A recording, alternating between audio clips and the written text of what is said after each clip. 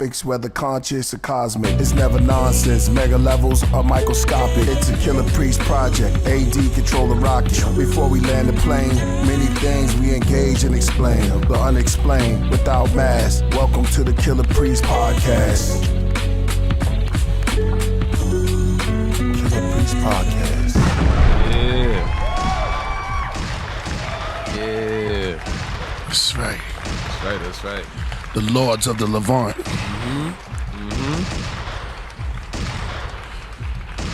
The Chaldean cherubs. We are in the building.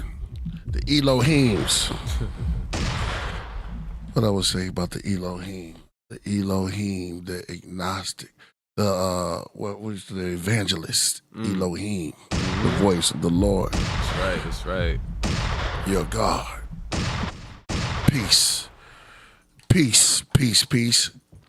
Shout out to everybody that's out there. We got a beautiful show to come in today. I was hyping it up because this brother's amazing.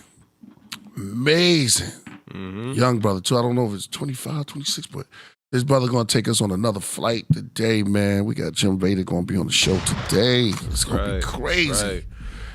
And you know what? We in retrograde, man. We in retrograde, so everything's off. Little things are off. And I like the black. I said the background. Huh? Background. Shout out this little remnants, little crumbs, we remnants of yeah. We in the sky today. I'm liking that AD. Yeah. So we had Crumb TV on here. Last time it was kind of dark. Dope. The brother has grown. And just dropping it on Lilith and going into the mythos of the concepts of the scriptures and going deeper in it. And I was like, wow, man, it's amazing. So shout out to him. Mint Cap was in the building. Boom. Go up there. See y'all coming back. And yesterday I was on. I got on Corey Holcomb's. Oh wow. We was at a party. Wow. I was on the Corey Holcomb show, man. Shout out to Darlene, man. Shout out to her. We was at a party, so it wasn't. I'm gonna go back on her on their show. AD, y'all check it out. Priest was a little bit. I was having some fun, and so we was on Corey Holcomb's, the comedian, and we got shows coming up, and so I want to shout out to Darlene. I told her to look at it. Shout out to Darlene and Corey Holcomb and the whole 5150. They always shouting us out, man. So shout out to them. Peace to them. I was a little stressed. You know what I mean? We was at a party when we called. I could have waited though, but we were just doing our thing, man. It was a celebration of some sort. Yeah, it was a good moment. Yeah, it was a great moment. Moment. Shout out. It's the holiday season, Yeah, shout out to 5150, yo. That's right. See if anybody saw that.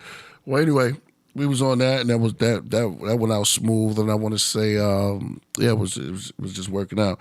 So yeah, we in retrograde. Before I get into the show, man, there's just so much stuff. My IG. AD, you might gotta help me later, man. I'm just saying this. I don't know what's wrong with my IG. I've been doing my live, and when I go out to speak on my live early in the morning, I always do it between 5 and 6 in the morning. I'll get up early. The sun rises up in the morning. You know what I mean? Right. So it's like I wasn't able to complete my live. Post it. Yeah. So every time I do it, it says it's not long enough. That's funny because I'm sitting up there 20 minutes. They saying you need something more than and I've been going in. I was on my Shilajit, boom boom in the morning, boom boom. Sugar cane juice, you know what I mean? I be in it on my tea. What's the tea we drinking now? What's your name? Hokwe. Hokwe. Salo, you the tea master right now. Oh yeah. Because I just turned to him. And I look towards my my right. Well, I pay attention to that. Yeah, Toping Hokwe. So we was drinking Hokwe. Check it out. It's a bougie tea. I'm not gonna lie. It's long, but it's not just Hokwe. It's Hokwe Supreme. Hokwe Supreme, right? Yeah. When you get your tea, try to get that Supreme or age or something that was because you're special. You have to drink things that are special like you. Even if, whatever you do, I don't care what you're drinking, man. It's just do something that's special. You know what I mean? Pay a little extra because you pay for it at the end anyway. Right, that's true. You know what I mean? If you want to treat yourself, don't cheat yourself. That just came on top, man. You know what I'm saying? So if you're going to do a beer, you know what I mean? Just do the best beer. You know what I mean? Do do everything in modern and love. Unless you're doing tea, you can do it all night. That's real. It don't let you stop drinking it. Nah. For real. In these little cups, shout out to all my tea experts, my tea churs out there, the tea chais. Because tea keep you with them little cups, man. You know what I mean? Right. One little cup, all you're doing is sipping anyway, you know what I'm saying? But these little things add up. And I'm not going against my coffee drinkers. Shout out to all my coffee drinkers out there, man. Yeah. But yeah, man, I'm letting y'all fill up and come on, man. But I want to say, welcome to the Killah Priest Podcraft. I'm your host, Killah Priest, the Iron Sheik from the Middle East. Almost there, so prepare, say peace. And running the rock is none other than ADA Dizzle. Yeah, peace, what's good? Welcome back. To my side, no lie. You know what I'm saying? You know the him, Solo Jim. Peace, peace, peace. Blessings, love. You know what I mean? Keep rising, keep shining. Do all y'all things, you feel me, to be a better person. That's right. That's right. Shout out to the Rocketeers. And I'm going to change the Craftsmen. If you're still a craftsman, we're going to change the name because we want women involved too. So it's Craft Board. You know what I mean? Craftsmen sound a little mad. You know what I mean? So we're going to call it the Craft Board. I wrote it down. So Craft Board, because remember, we did this during Retrograde. So everything was like, you know what I mean? I let the staff, the craft, name it. Shout out to Jody. I see you up in there.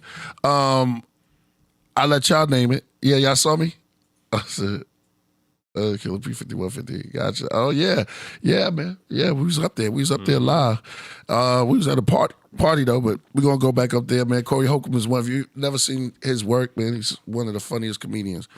Him and Mike Epps. So, with that, I was on. Yeah, you said a lot. But yeah. I mean, yeah, it's retrograde right now. I think we need retrograde, so. Yeah. You know what I mean? I forgot what I was making my point, AD. You said. That's the retrograde right there. Yeah, see what I mean? Yeah. It happens like that. Things of the future, man. I can't wait for this brother to come on, though. It's going to be deep. Yo, before we get into that, show him that picture. I just sent you something. The amazement of the world, man. The beauty and the light, or just of life itself, man, and growth. There's growing pains. Too scared of that. Remember, don't take things for granted. We learn off of everything. Some of us have Goliaths in our life, like giants in our life, that we create their problems. Wait till my boy come up here. Yeah. You got problems that's in your life that's like a giant. So the story, you got to become David at that moment because you make decisions. You know what's funny? Like I said before, the yin and yang gonna catch you anyway. You can have the tree of good and evil. It's still trying to teach you through various stories. You're gonna catch the good and the evil. Yeah. You're gonna get the good and the bad. The facts of life. It's just the facts. So if you don't get the story of the two trees, you're gonna get it in the yin and yang. Yeah. As above, so below. It's the same stories coming back and retold. You gotta get it. That's knowledge and wisdom. You're gonna get it either way. Whether, it don't matter what culture you go to, it's going to be there. So it's weighing. Balance is the beautiful thing. Balance. That's what it's about, man. But and balance is between nature and mind, the mind and nature itself. So beautiful. Check out this clip. Check it out, AD. You run into it. We talking about light bodies. As couples entwine, they coordinate their light displays. Was it cuttlefish? Glowing ammonites rise from the abyss.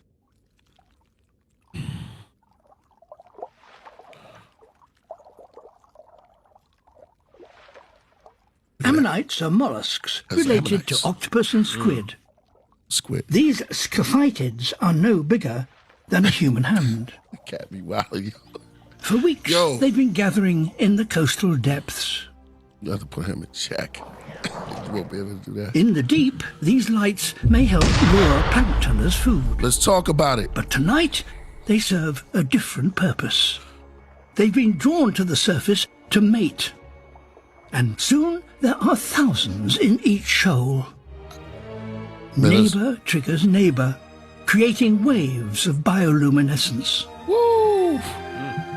Beauty. They have complex nervous systems controlling light-producing cells called photocytes. Photosites. You talking about you want to get you one little diamond. Shining right. Look at The this. males jostle for a place around the larger females. Clues from their displays tell her who is the fittest and who is the best mate. Ooh, yeah, man. That's crazy. You know what's crazy? Go ahead, talk about it. I watched so when I was younger, there's a cartoon called Courage the Cowardly Dog. Mm-hmm. It's funny. It actually relates to the episode. Now I understand the episode a lot more now. They had like a squid.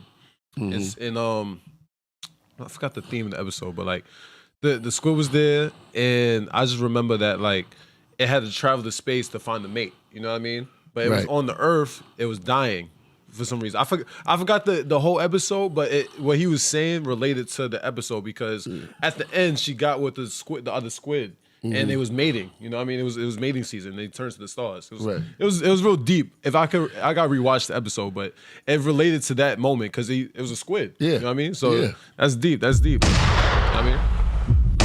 That's wild. It clicked you up. The universe is in you. Mm-hmm. Everything that's out there possessing you. They're getting the lights. We're dealing with underwater. The octopus is on another level anyway. Mm-hmm. For real.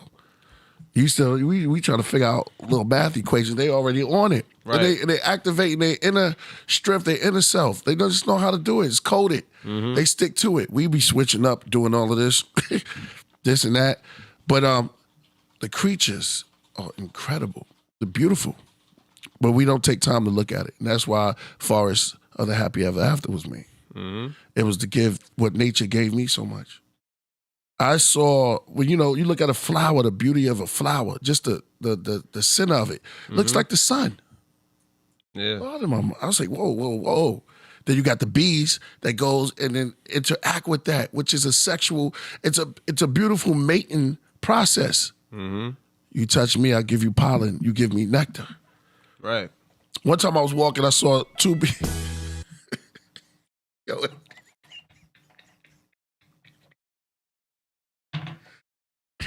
Yo, you be killing me with that. No, but it's dude. I get you. Nah, it's real though. We get like that. Mm-hmm.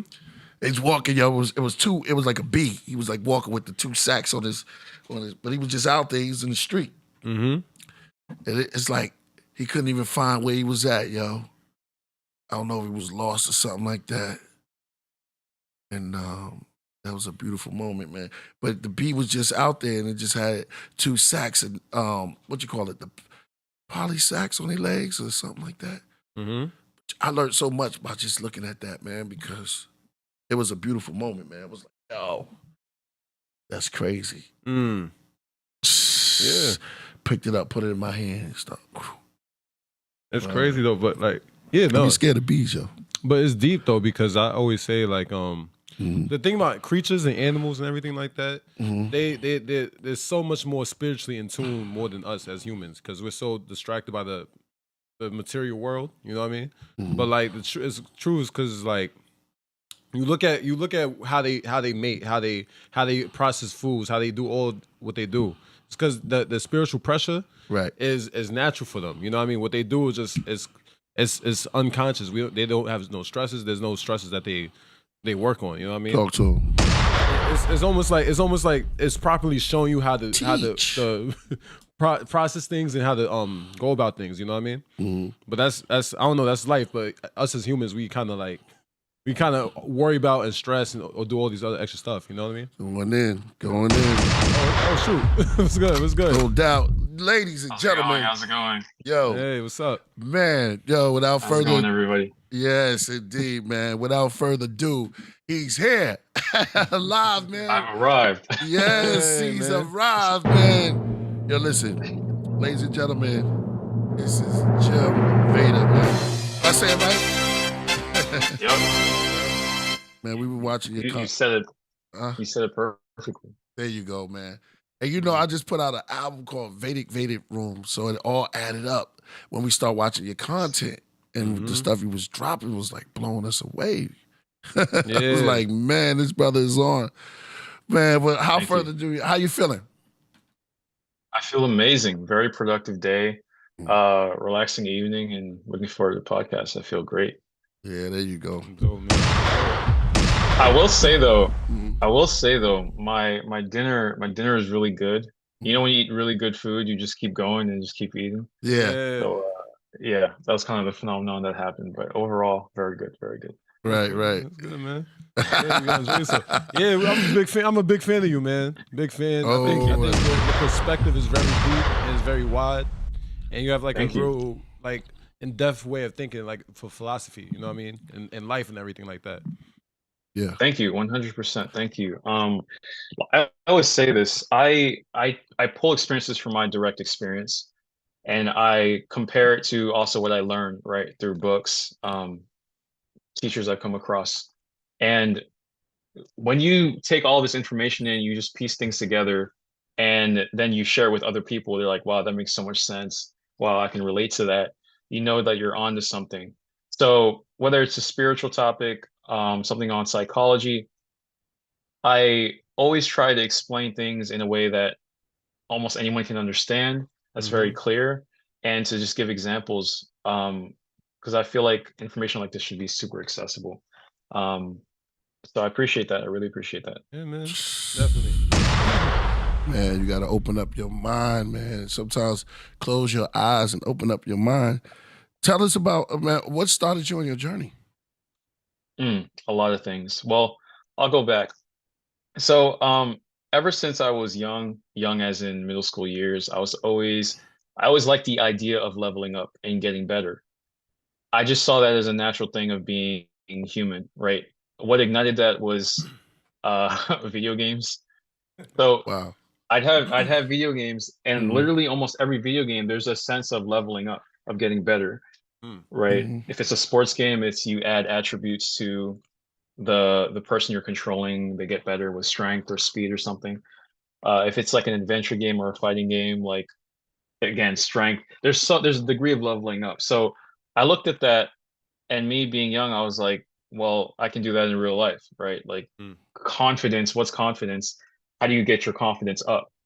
And I looked at all these areas of life where people were great at, and I thought of it as you can get better and better and better. So you might as well get better and better and better. So it started off very basic, like how to be more confident, how to be better at basketball, how to be more fit, how to socialize, all of this stuff. Um, and also what ignited this was just like me trying to better understand other people, because people were just so different. And I think psychology really fascinated me, but I didn't know it at the time. Um, as I got older and as I was nearing the end of high school, you're kind of getting into the real world or closer to it. And then you're told, go to college, do this stuff, start figuring out your career and all of this. And I just started looking to the world. Like I was very curious, like what is society? What is so many things, like questioning so many things. And I also had instances of, you know, going back to wanting to improve my life. Okay, how do I get better at not overthinking? How do I get better at decision making and just figuring out the direction I want to take my life? And the overthinking side of things, it got me into meditation. I was searching YouTube and I saw videos on meditation. I came across The Power Now by Eckhart Tolle, and I Mm. was like, this is fascinating. You started talking about the pain body and our Mm. ego states and how we can control our states. And this isn't necessarily something that was talked a lot about, although the Power Now can seem like a very mainstream self-help book.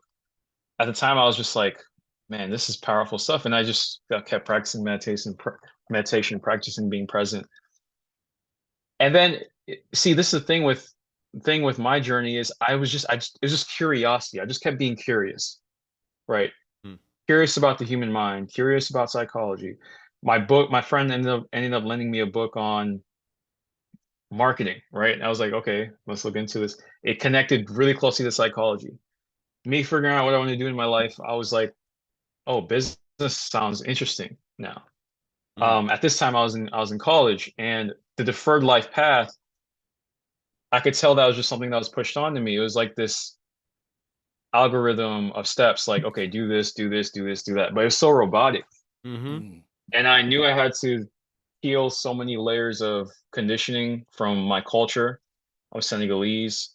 My culture in Senegal, it's very collectivist because the society needs to stick together and just it's compared to the United States. I always say this, it's closer to being primitive compared to the United States, right? If we were to compare the two.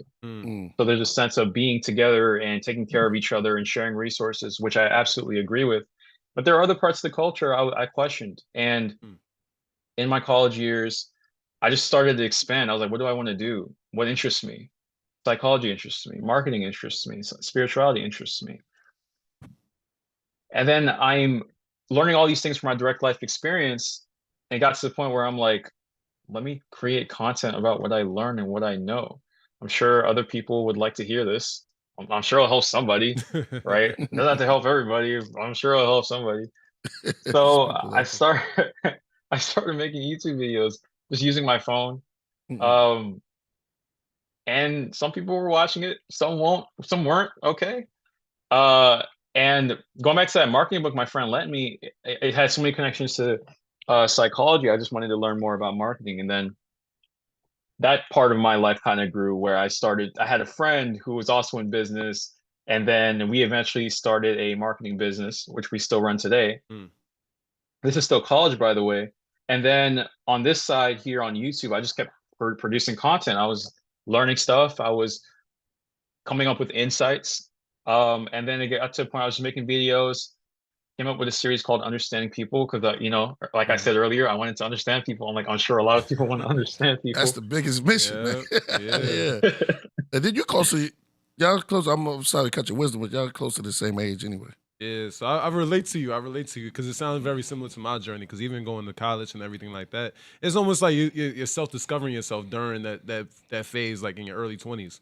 So like when you really look at your life and you start realizing like, why am I doing this? And you start questioning yourself and you're like, yo, I need to be doing something that I feel like I could be great at. It's almost like you ignore certain signs, but then you'd be like, okay, I could work on this and I could improve on that. As long as I'm self-improving, I'm doing what's right for myself, So I relate to your journey in a way, Thank you. Exactly. And continue. One of the biggest things behind that is like one of the worst feelings for me is regret. Like when you want to do something, you don't do it, and then you sit with that regret. Oh, I could have, should have. I'd rather do something and then fail, because objectively, failure isn't bad. Like people think it's objectively bad. No, it's not. Failure can help you iterate and get better and learn something from whatever you failed at. So it's all about perspective and how you look at it. The cliche is LeBron James failed, Jordan failed. It sounds cliche, but it's true. You know what I mean? Any field, any artist in the music industry you look at their interviews, they're always going to talk about a failure. It's a natural step of the journey. It's just that how many reps are you willing to take at it? And if you tell yourself it's infinite, that's perfect. But if you tell yourself I'll take 2 swings at it, then success becomes slimmer. You have less at bats. So yeah, my story, I just kept being consistent with my YouTube videos. Eventually, college just wasn't for me. Wasn't the easiest thing to break down the family, but I had to do it. Very necessary. It's just important for my authenticity. And I knew especially my mom wouldn't understand initially, but she didn't understand in the future. And at this point she does, right? Yeah, but that's just a way of saying that sometimes you just have to have a long time horizon and have a vision for yourself. Right. That you can't expect others to have. But if you're very steadfast on that, it goes, it can be very great for you. And to this day, I'm still doing all those things and just here to just help people. That's really what I like to do. I genuinely love to have light bulb moments, especially when I'm on calls with them or on videos. Like some of the just aha moments. Like that's like one of the small things that I absolutely love. So that's like a synopsis of my story. Hey, man. Yeah, man, that was bomb. Just coming to it, man. It sounds like most people journey, but a lot of people get scared to deal with it, you know, and they kind of run from it when it's showing you something. So some people scared of growth and change, you know. And so this got you. So you started your journey on the internet, and we was just watching one of your joints today on relationships, which was dope, man. And it was heavy what you was going into. But the way that you speak and coming from Senegal, man, that's dope. Word, man. Yeah. Shout out to Senegal. And I was like, dang, you said your age on there, so it's okay to say your age, right? Yeah, I'm 26. Yeah, 26 years old, man. Relate, Boom. man. 27. so we the same realm, you feel me? Yeah, he's 27 years old. You're 26, man. This With is a really good amount of subscribers too, 187,000 subscribers. Look at that. Mm-hmm. Look at that, man. He built it, man. Much success. They sent you that silver plaque, right? Yeah, they did, and it was bigger than I thought it would be. But Nice. yeah, they did send it to me. Nice. Yeah, man. Tell us some of your breakdowns, man. We would love to hear some of your breakdowns and your psychology, philosophy, and Psychology. how you see things. Yeah. Yeah, for sure. I'll start with one of the topics I often talk a lot about because it's important. Emotions is a topic I talk a lot about. And because why? Because our emotions really drive us. It influences our decision making. We're really predominantly emotional beings. We can be very logical, but our emotions really drive us. I really talk about the awareness behind it, around your emotions and being aware of how they tend to kind of influence you. So when you're angry, what decisions you make based off anger.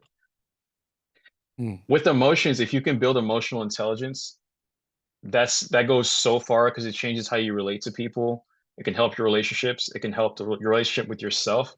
An example is people that lack emotional intelligence, it may be harder for them to be kinder to themselves when they mess up, right? They may end up doing more negative self-talk. And negative self-talk can be dangerous because you may say negative things about yourself and then you start to believe it and it becomes a self-fulfilling prophecy.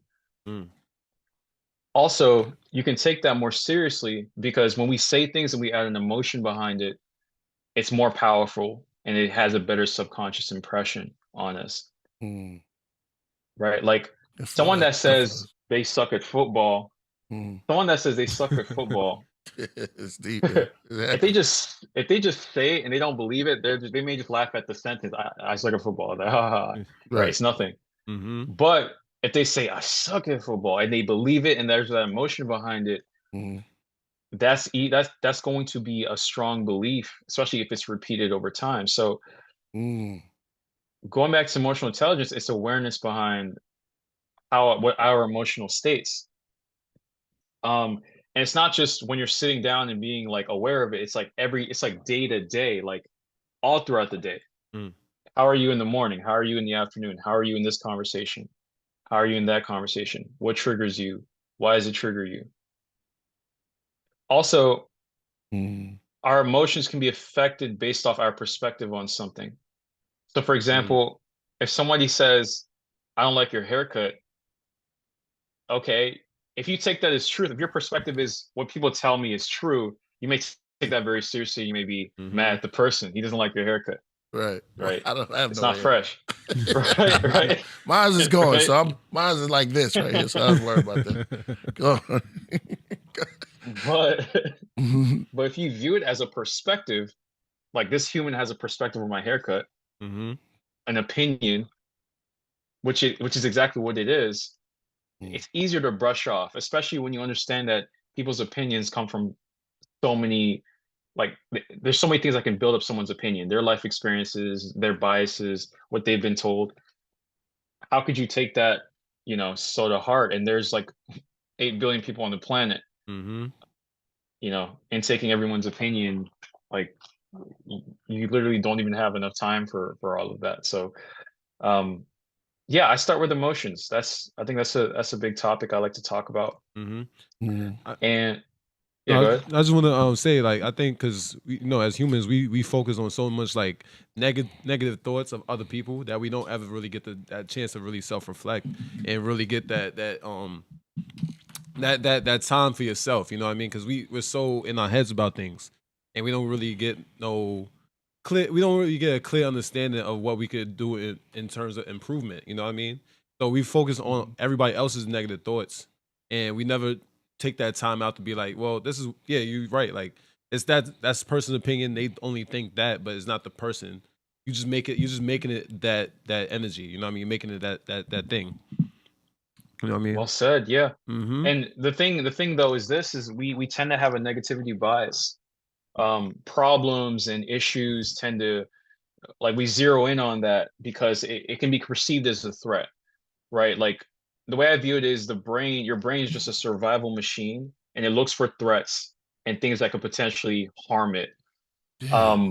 Obviously on a physical level, but also with our negativity bias, it can be on like an ego level too. Like, I have this status, I'm known for this. And if someone is like threatening that identity, like that's a major problem based off if they say it with they give their opinion and it's not an opinion that you necessarily like, right? Like the negativity bias, you could get 10 compliments in a day. That one person that says something about you, you're like, man, remember when Brian said that? Man, he's crazy.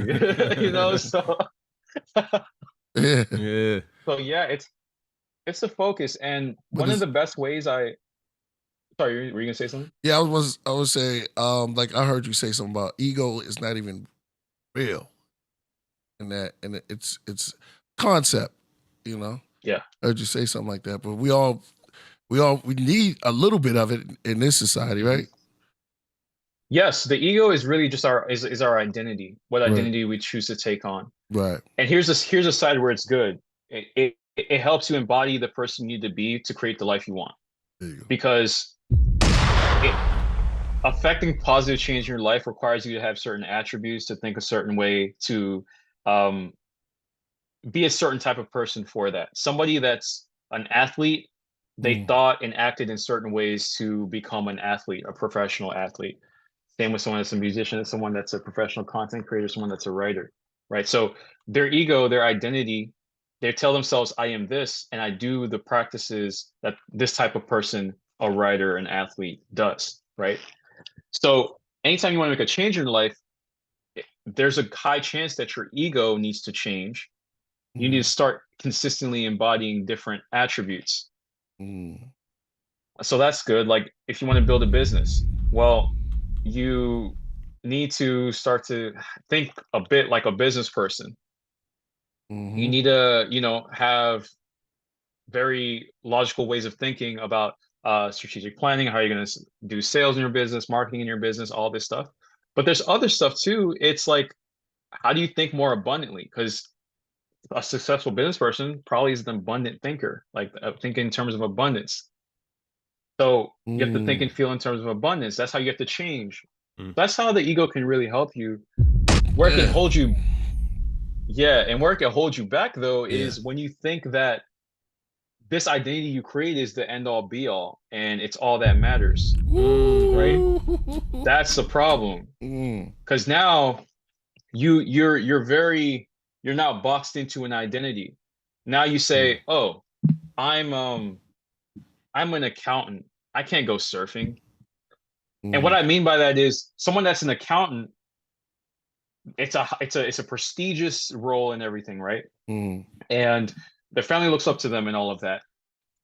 And now surfing, they associate surfing with the identity of the surfer guy that smokes weed and he's like, yeah, bro, all this stuff. So now his identity, even though surfing is something he could be interested in or he's thought of doing, his identity is saying, I'm an accountant, though. That's going to hold him back. Also, you see ego in all the time with celebrities, like definitely they'll like the ability to take criticism becomes harder because you've gotten all this validation. Now when someone brings you like advice, like it's a little harder. I'll give you an example with me. My channel has grown like this year a lot, Mm. and I love the positive comments. It's great, but I also love people that try to, people that do disagree with me. And also, I like people that give me advice on my content, right? Right. Like, okay, hey, try to get this mic. It'll stop with the static. I got that recently. I'm like, yeah, I'm gonna do that. Right. Like it's coming from a place of helping. But if I'm in my ego and I'm like, no, I'm Jem, content creator, everything is good. That's what's gonna. I'm holding myself back, and I'm not helping myself by allowing that ego to hold me back. So it's a double-edged. I want to say double-edged sword. It's a balancing act. Well, sword is being aware. Yeah, if you put the S on word, that's sword. So yeah, it's double-edged words. Words can hurt. Go on. Yo, but make sure you hit that like button. Just tell them we over here. We're building with the great Jem Veda, man. He's going in. Man, continue, man. Yeah. We on. It's on. Yeah. Let's see. Another topic I love to talk about is understanding people, like I just mentioned. Right. You're constantly, like, no matter what you're doing, you're coming in contact with another person. And if you can understand human psychology just on a basic level, at least, you're better able to relate to others. Now, what do I mean by human psychology? Okay, we could start with just the social elements of being social with others. Basic stuff. How do you become likable? And I don't mean likable in a fake way where you're not authentic. I mean likable is in you're presenting yourself, but how do you relate to the other person? Listening to them. Because people love talking about themselves. Like basic stuff like that. Caring about their values. A lot of people, a lot of people feel as though they're not heard. Just listening to them and letting them feel heard and genuinely having a conversation, it can make somebody's day. When I was when I was in college, I worked at a grocery store, and there's this old guy that would come in sometimes, and I can tell he had Alzheimer's, because he would come up to me and tell me the same story, right? And also I had coworkers that told me, yeah, he like forgets, right? But he'd come up to me and tell me stories, and I would just listen. And it wasn't even that long, but he'd tell me that, like, sometimes the same story, and I'll just listen. And it just made his day every time. And I'm like, wow, that definitely goes far. But overall, going back to understanding people, in my series, I talk about it like a myriad of topics around it. I talk about scarcity mindset. I talked about cognitive biases. I talked about people's inability to change. I talk about societal addictions. Yeah. It's a lot. Why do people get addicted? Right. It's a lot. And it's so much stuff out there that distracts us. We was building on that earlier, distracts us and gets us going. Like you said, you started with video games. Video games, I had to, I love Mortal Kombat. Love Kombat. You can't tell me nothing. That's one of the best games, man. But I only could just watch it now. I could just watch it, man. Exactly. Because I can't even find the time. Yeah, go ahead. Which one did you have? Or which Mortal Kombat did you have? Which one? I mean, you had like the old. Yeah, I had the old one. I had the one, but they took the journey. When you had the one, remember the one I had? 10 is the best. I love 10. Like 10. Yeah. See, I stopped during those times, but I love watching the fatalities now and just the way it's built up. You had Deadly Alliance. Yeah, Deadly Alliance. That's I think you had Deadly Alliance. I remember. Yeah, but I couldn't find the time. I said, I have to get back into creating, get into your creative mode and stuff like that. With so much distractions around it and things of that nature. And how do you figure? How do you find that spot that you don't get nervous of it, but it's a job that you got to take care of to bring in that that energy. Yeah. So you mean how to overcome addictions that can potentially hold you back? Yeah. Yeah. There's a myriad of addictions. Well, for me, I just start with what grounds me. Like, what do I like my life to look like long term, right? And it's funny. I'll talk about something really small, really quick. Speaking of video games, um, as I got older, I obviously played way less video games. But this one Christmas, my cousin from Canada was visiting, and he brought his PlayStation 4, and we were playing it, and my aunt from Senegal actually called up because his mom, my aunt, was telling her, my other aunt in Senegal, that my cousin's grades weren't that great and all of that. So like basically, just long story short, he had to leave the PS4 in our house. Wow. When he went back to Canada because of that. I'm like, okay. So here we have a PS4, and growing up, I loved playing Tekken. So I would play Tekken on that. I'd play like Tekken 7, which is the most recent Tekken. There's a new one, but I'd play that. But what I liked about Tekken was that I would max play for 1 hour, and it wasn't even every day. Why? Because either I was winning a lot and I got bored and wanted to get off online with Tekken, or I was losing a lot. I was like, let me go find something else to do. Yeah, I know that. I can relate to that. Yeah. So like, it was so funny because it's always like 1 hour. I'm like, dang, it's always 1 hour where I only play until. But yeah, okay. So with addictions, a lot of times it brings us a dopamine hit, and it gives us a sense of distraction from anything else that we don't want to necessarily face, right? It's a distraction. It's a dopamine hit, and with dopamine, it's a feel-good chemical, and it motivates you to do whatever produces dopamine again. So if it's video games, do it again. If it's if it's alcohol, do it again. If it's drugs, do it again, over and over and over again. Right. But you have to really look at what is the thing you're escaping, and truly how bad is it?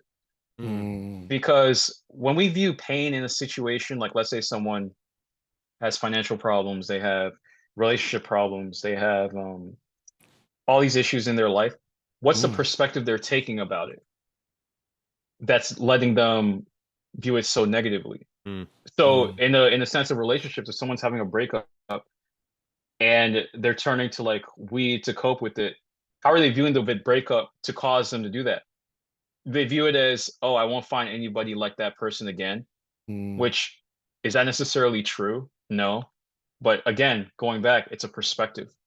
Right? If you say, actually, I can probably find somebody like her in the future, then the way you view the situation now starts to change. Not saying that it's going to be easy, but you're not going to the extreme of, I won't be able to do this ever again, or have someone like that ever again. Right. So you have to look at the perspective on what you're escaping. If you can identify what you're escaping, sometimes people don't even know what they're escaping when it comes to the addiction, right? Like it's just like, hey, I just like to do this, I just like to do that, right? Yeah. So sometimes you got to be aware of that. Maybe you make a list or something, or deal with yourself. Yeah, like exactly, face yourself. If you have a friend that knows you very well, or a family member that knows you very well, and what they're saying makes a lot of sense, then look into that, right? Be honest with yourself. So that's big with addictions. Another thing with addictions is, because it's giving you multiple dopamine hits, you're like wiring yourself to do it over and over and over again. And breaking that cycle isn't always easy. So when I talk to someone on a call or something, and they're talking about an addiction, and we're like trying to get away from that, it's not about, a lot of times for a lot of people, it's not always about going completely cold turkey, depending on the severity of it, right? But like if it's, severe drug use, that's like a different thing, obviously. But I gotta say, if it's like, yeah, go ahead. No, somebody in the craft, I said the chat, they said, what if the weed caused the breakup? That's funny for Brian, man. Brian Douglas, man. Someone said some funny stuff. Yo. Or the drinking, Yeah, because actually, let's talk about that. Yeah, because addictions can, so if an addiction causes a breakup, right, you have to ask yourself, how valuable do I find this addiction compared to what it just ruined? Right? Because if it ruined something that was valuable for you, like let's say it caused a breakup, or it caused you to lose a job, or it caused you to lose out on this opportunity. Now you have to go back to the drawing board. Do I genuinely want to build a life of intent? If I genuinely want to do it, is this addiction worth it? Like genuine, and you have to genuinely feel that. You can't just logically say it. Yeah. Because going back to, we're emotional beings. So it's like, no. I genuinely feel the pain that this addiction created in my life. And I'm seeing the dopamine reward it's giving me, and I'm feeling that, but it's always very temporary. Right? Yeah. But these other things in my life, if I build that up, it's long term. And it just continues to add value to me, and it continues to make me feel good in a healthy way and not in a compulsive way. Yo, he giving y'all jewels, brother. Listen, man. Y'all gotta put some fire in the chat. Yeah. He's going, and yo, I feel like I'm in therapy right now. This is some good. No, the way you put the words and stuff, they kind of like, I don't know, they kind of like go into your, you know what I mean? Yeah. Your psyche, you kind of like give you. I'm like, Dad, he's going all into the crevices. Yeah. I was going to just want to elaborate. Like, it's quick pleasure, or quick gratification. You know what I mean? That's what a lot of people do. And there's a lot of running away, and people don't get enough chance to really, like, you kind of said it. Like, you got to look at yourself. You know what I mean? And you running away from different problems you're never gonna look at yourself. You might not even get that. Like you said, you might not even get that consciousness of like, yo, what am I really doing? You know what I mean? Am I really facing my own problems, or am I just keep running away from the own issue? Yeah. Another thing when it comes to addictions that holds people back is the addiction is an immediate reward, right? We talked about that. It's dopamine. Right. If we think of timeline, when you compare that source to the goal you want to set, like let's say you want to start a business, building a successful business takes time. And there's going to be times where you feel pain along the journey of building the business. That immediate reward isn't there. That instant gratification isn't there.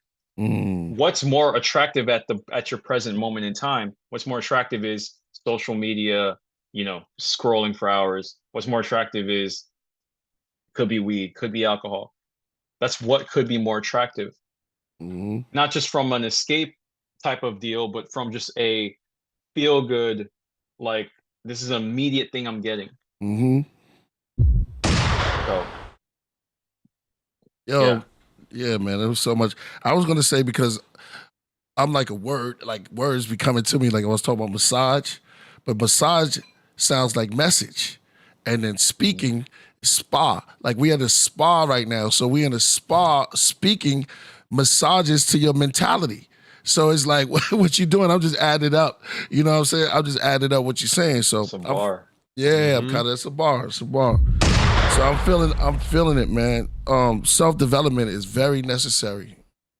And you're breaking out some codes, man, that's unlocking some souls out there.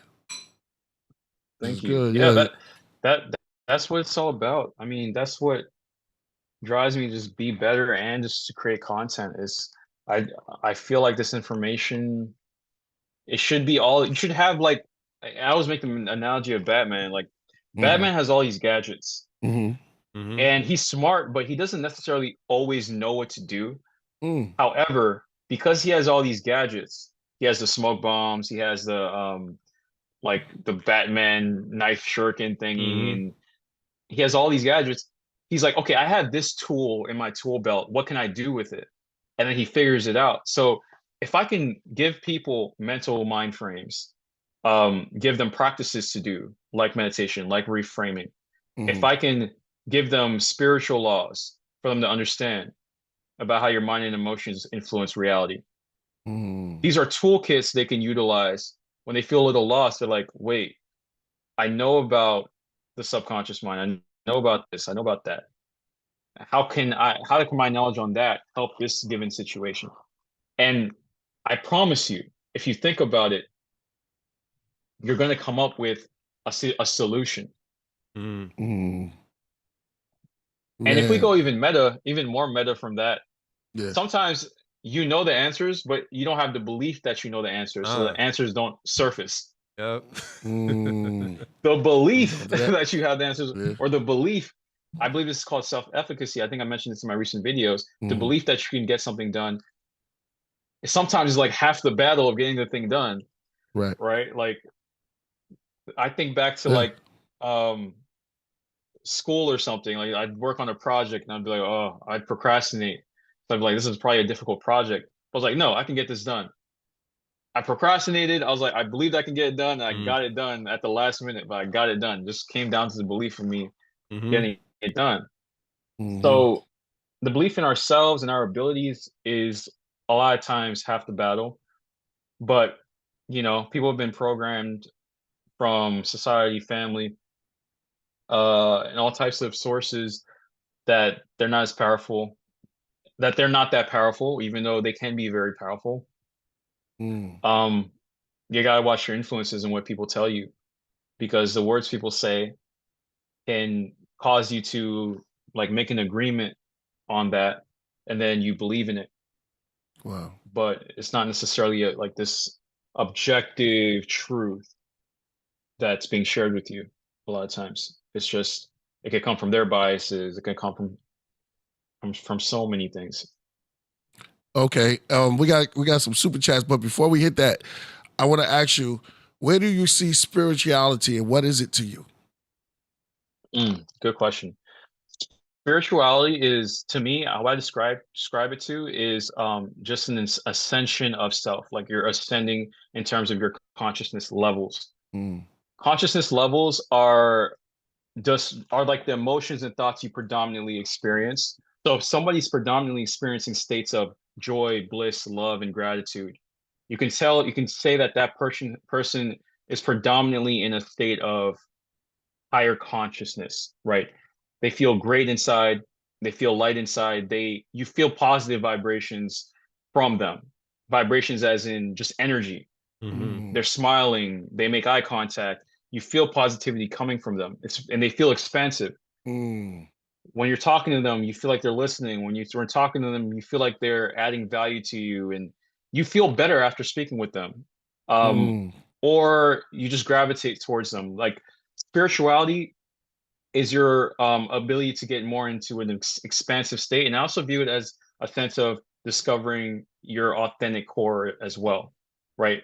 The authentic things you gravitate towards, and shedding so many layers of programming that can keep you in the lower states of consciousness, fear, guilt, chronic anxiety, like these lower states. And I'm not saying lower states in the sense of, if you experience these states, it's a horrible thing, because as humans, we have a range of emotional states and all of that. But when you're there, you want to analyze that and then see what the source is. And then do the practices that get you into higher states of consciousness. And in spirituality, for me, is meditation. For me, it's also, you know, in meditation, not identifying with my thoughts, not identifying with my emotions, focusing on my breath. Also listening to, you know, like high hertz music, right? Like, there you go. Binaural. 432 hertz, 999 hertz. I love that type of music. If I feel amazing, like the energy change from it is absolutely amazing. So spirituality is that, and I also view it as just connecting to source, really. Other people may call it God. It's just you become, it's kind of building up you understand, you're building the non-dual. You're kind of building up that non-dual sense, like understanding everything's so connected, and everything, although it's physical, although it's non-material, it's still coming from a source. Something created this, and we're really all one. That's what spirituality means to me. That's deep. Well said.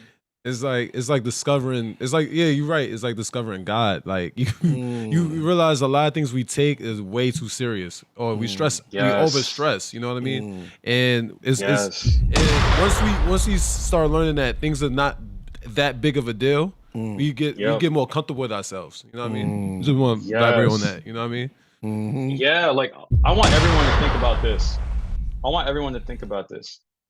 We're on Earth, right? We call it planet Earth. Don't worry, I'm not going to talk about flat Earth, round Earth. Good. I'm not making that debate. I'm not going into that. I was afraid you were going to go there. No. Just say, yeah, it gets deep over here. Maybe on another episode. Yeah. It gets. But we're on Earth, whatever that looks like to you. To me, it looks like a globe, right? Mm-hmm. When we're all on this rock of water, but when we pan out of this rock, the farther we pan out and pan out and pan out, it gets smaller and smaller and smaller and smaller and smaller. And we pan out to a point. Yep. And we pan out to a point where we see the sun, and the sun is gigantic compared to Earth. But then we pan out from the sun and it gets smaller and smaller and smaller and smaller. And it looks really tiny. Then we see the Milky Way. And then the Milky Way looks big. Then we pan out, then the Milky Way looks tiny. And so on and so forth. Like it goes, like the universe just has this gigantic magnitude we can't even comprehend. And on this Earth, we take the day-to-day physical reality so seriously that a lot of times people get stuck in the physical. They can't transcend above it.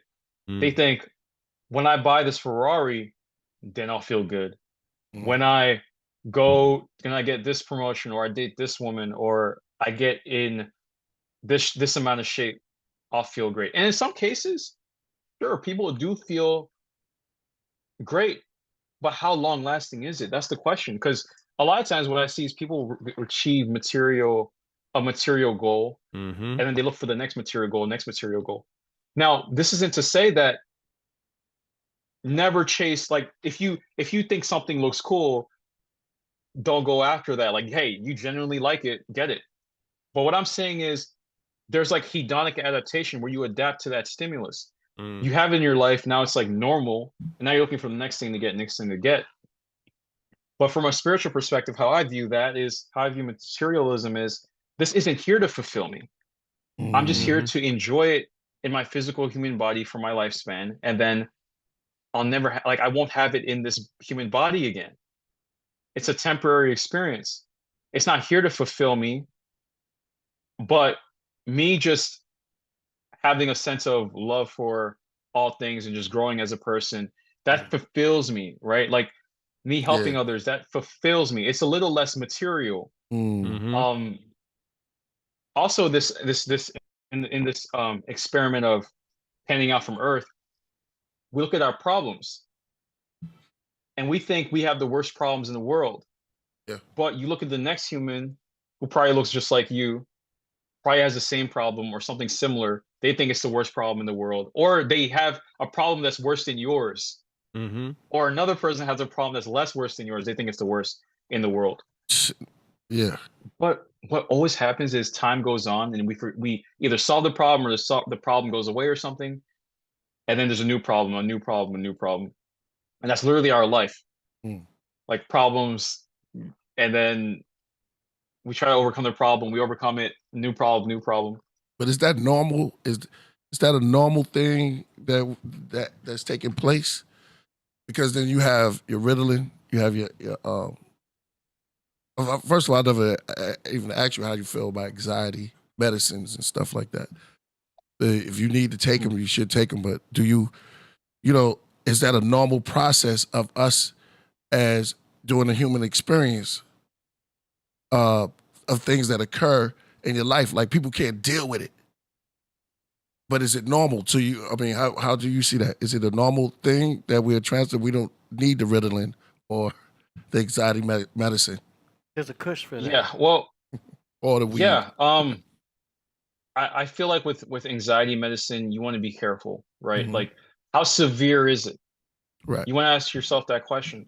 Right. And I guess the person that's experiencing chronic anxiety, they'll typically say it's very severe. But my next question is, what other practices have you done besides the medication?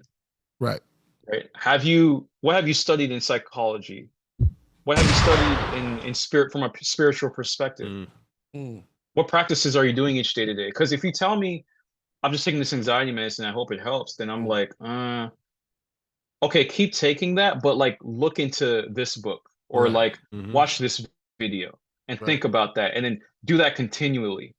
Because I think relying on an external thing like that, I don't think it gives you the long-term benefits that a lot of spiritual teachings can. That can help you with things like anxiety. Like how yoga practices that are out there can to help you with anxiety.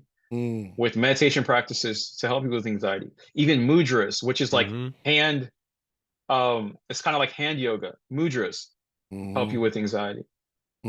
So for most people, I believe, I'm not telling you what to do, right? But I avoid that like the plague. But if it's something that's, listen, but if you went to like a physician, if you went to like a doctor or a therapist and it's something severe, okay, right? But even that at that point, still look into all these practices. Look into these topics. The reason why I asked you that, because a lot of people deal with that, man. I mean, it's out there, but what I was really, let me fix my question a little bit more, put some more, I'm gonna put some more meat into it, put some more ingredients inside of it. So you can see what I'm saying. Yeah, I'm saying like, you know, people don't understand, you know, when you go through things, it's normal to go through things, right? In this society and the way we live as human beings, experience the human experience. That's right. Going through things is almost like a process of growing or evolution. What do you say? Of course. Yeah, I just want to put a little ingredients in it. Yeah. Oh, for sure. Yes. Because when you go through things, you start expanding your comfort zone and the things you're capable of doing. Right. Like if you don't have adversity, then how can you expand? Like one of my favorite philosophies is Stoicism. A lot of Stoic topics deal with courage, right? Courage is you feel fear, but you do the thing anyway. You feel fear, but you live your life anyway. The Stoics often talked about like your emotions are there to guide you, but they're not you, and you can always put them into perspective. You can always reframe things.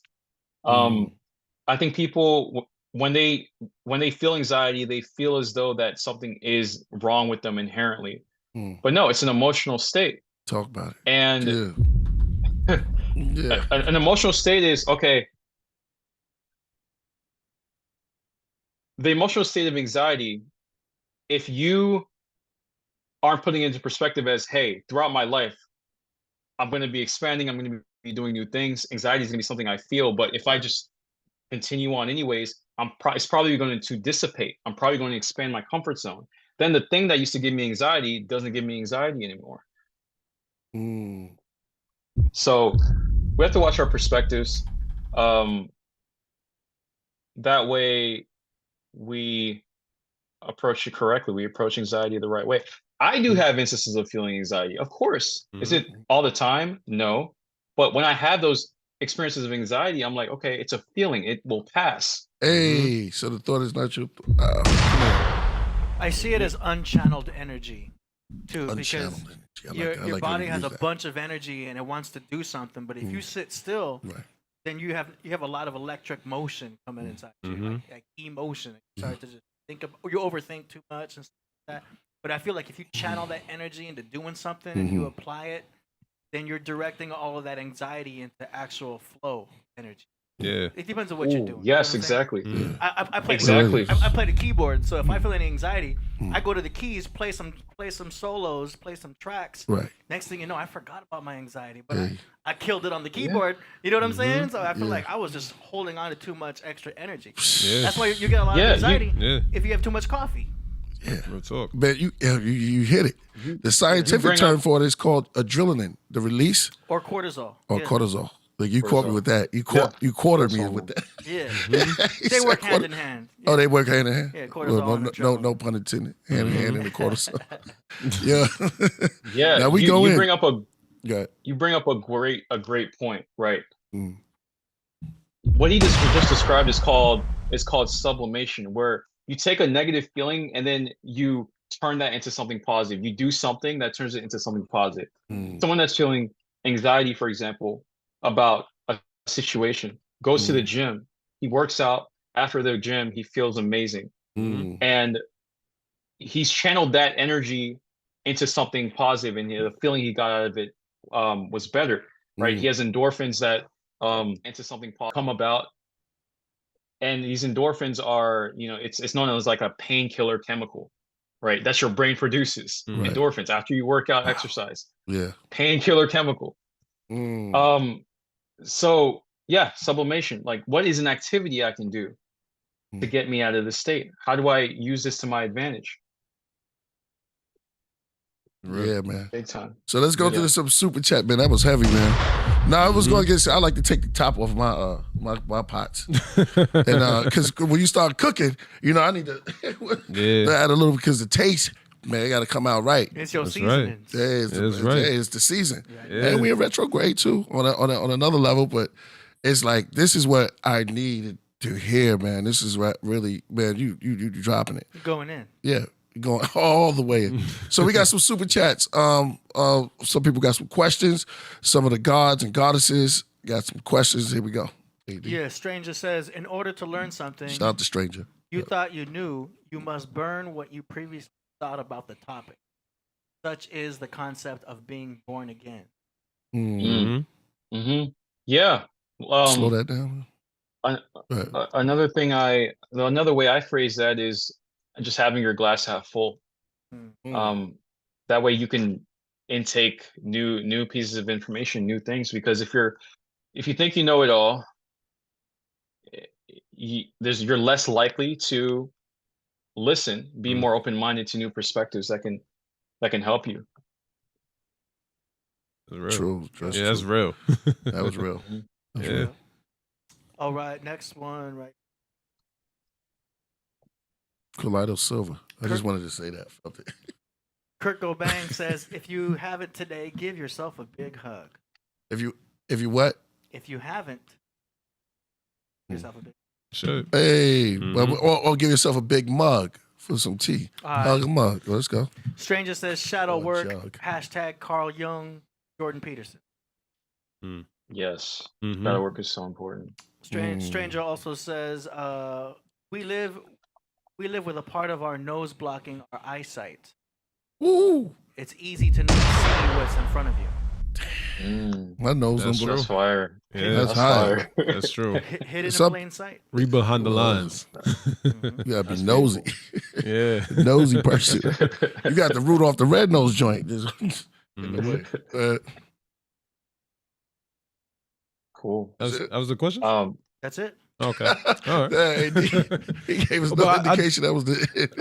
This concludes the super chat segment. Go ahead. I do got a question about like toxic, you know what I mean, and toxicity around, I guess your surroundings, people, whatever. How do you deal with that, and how would you go about everything like that? Like, great question. Because we deal with toxic. We deal with toxic, I think, very often. You know what I mean? Depending on what it is. So it could be somebody that's negative. It could be somebody close to you. It could be people that's distant from you. Or it could just be your situation. Like, how would you deal with that, Yeah, I love this topic. People that bring toxicity into your life. If it's someone that's that's someone that's important in your life, you got to talk to them about it. You have to have a frank conversation. You have to be genuine. You have to be very genuine about, hey, like you said this. I don't like how you said it, or I didn't like the words you used. I'm just like, share your perspective and hear them out, hear where they were coming from. If it's one situation, right? Right. If it's an ongoing situation, let's say you haven't addressed it in a long time, and it's not an easy conversation. Let's say it's a parent, let's say it's someone you're dating or a friend. Like, your boundaries for your life have to be way stronger than any uneasiness you have about that conversation. because if that person's in your life long term, it's just going to keep corroding you. Like your relationship with that person, you're going to, when you're around them, you're going to feel you feel that toxic emotion. You feel like So you got to talk to them, and if they take it well, then cool. See if they adjust their behavior. If they don't, listen, like, not everyone is compatible with you. Not from just romantic relationships. I'm talking friendships. I've had friends in the past I've had to let go because where we went, like the directions of our life were just not in sync anymore. Right. I'm not saying it was easy, but I value my peace so much. I value my peace so much. 2 days ago, I was on a call, or yesterday, I was on a call with like one of the guys I mentor, and he says, "How do you stay in like these states of peace?" I'm like, because I value my peace so much.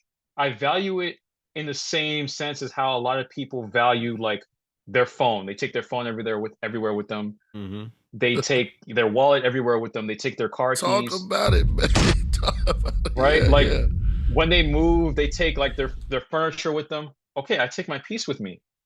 So no matter where I am, like, I need to have that peace. Now, I'm not saying like in every situation I'm going to feel completely peaceful and blissful, but I'm saying in my relationships, predominantly that should be that's ideal. So you got to have that conversation. And if it's people you know, if it's someone you don't necessarily interact with a lot, then you gotta have that ability to just like let people go, cut people off. And to some people, this may sound a little like, to some people may say ruthless, not necessarily, because it's about setting boundaries. Boundaries are so important. And you'll just appreciate the people you have in your life a lot more. And they just have a better understanding of you. Even if they don't like it at first, they respect it. And it's the same with you when people set boundaries with you. And you don't see how you're being toxic in a situation, but you're like, you put your ego aside. You're like, okay, I was a little out of pocket there. Yeah. And you just course correct, and it's growth. No, I agree with that, because you know how you butt heads with friends and everything like that, and like when you really look at the situation and you really reflect on it, I'm like, all right, yeah, I did overreact. And when you really look at yourself, and this is how you kind of reconcile. Somebody just has to understand it at that point. You know what I mean? Like, I only got this frustrated because of this happened. You know what I mean? And once you really think about it, I'm like, all right, I can see where I went wrong with that. You know what I mean? And it's all about self-reflecting. And I think that's where most people like misunderstand each other, is where like, okay, you're not seeing it from my eyes, you're not seeing it from my eyes, and then we butt heads and we never get to a level of understanding. You know what I mean? Such a good point. Yes. Oh my God. Yes. One of the hardest things for me, like with self-development, was putting, like, I always had empathy, but the level of empathy I wanted to get to was higher.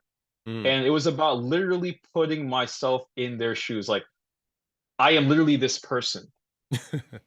If I'm literally this person, how I intake the information now is different. Like, it's deeper, because now it pertains to me. I'm this person. So I believe that's what is meant by put yourself in their shoes. Like, literally, you're in their life experience. Now listen to what they're saying, and it'll hit home more. Because when you hear it, it's easy to get defensive. Like, yeah, you have some empathy, but you're a little defensive. But man, if you can put yourself in their shoes, now it hits home more. Yeah. Yeah. Like you said, Hallmark. Yeah. People struggle, but people really struggle with it, because some people just never get that viewpoint. You know what I mean? They never really get to that point where like, nah, they only gotta see it my way. You know what I mean? Or it's the highway. But I think once you get to a point, you understand that the whole situation, we just made it bigger than what it really was. It really was never a big deal. It's just that we made it a big problem. You know what I mean? Especially like when you let bad habits develop, kind of like, you're like, okay, I could see where everything went wrong. And when you start really self-reflecting on that, you're like, oh, okay, I ain't handled that the best way. And I understand the situation was going to always end up like that anyway. You know what I mean? It's more about just getting a better understanding. Exactly. 100%. There's a gentleman who speaks on Stoicism. His name is Wisdom Mate Tate. And he put out an article that's gotten pretty popular. It says men settle where they find peace, not beauty. It's an interesting article. Got pretty big. Are you feeling? Yeah, this was in aspects of relationship. Hey. Okay. Yeah. Well, peace is the main thing. Oh yeah. Peace is important. Peace and quiet. Yeah. It should say because we don't know. It should say humans settle where they find peace. Yeah, it should be humans all together. Yeah, I think he was speaking on kind of like a relationship type of thing. Like, okay. What's his name? The one who rests in peace. Oh, Kevin Samuels. Kevin Samuels. Yeah, I think he was speaking on that. Right. Mm-hmm.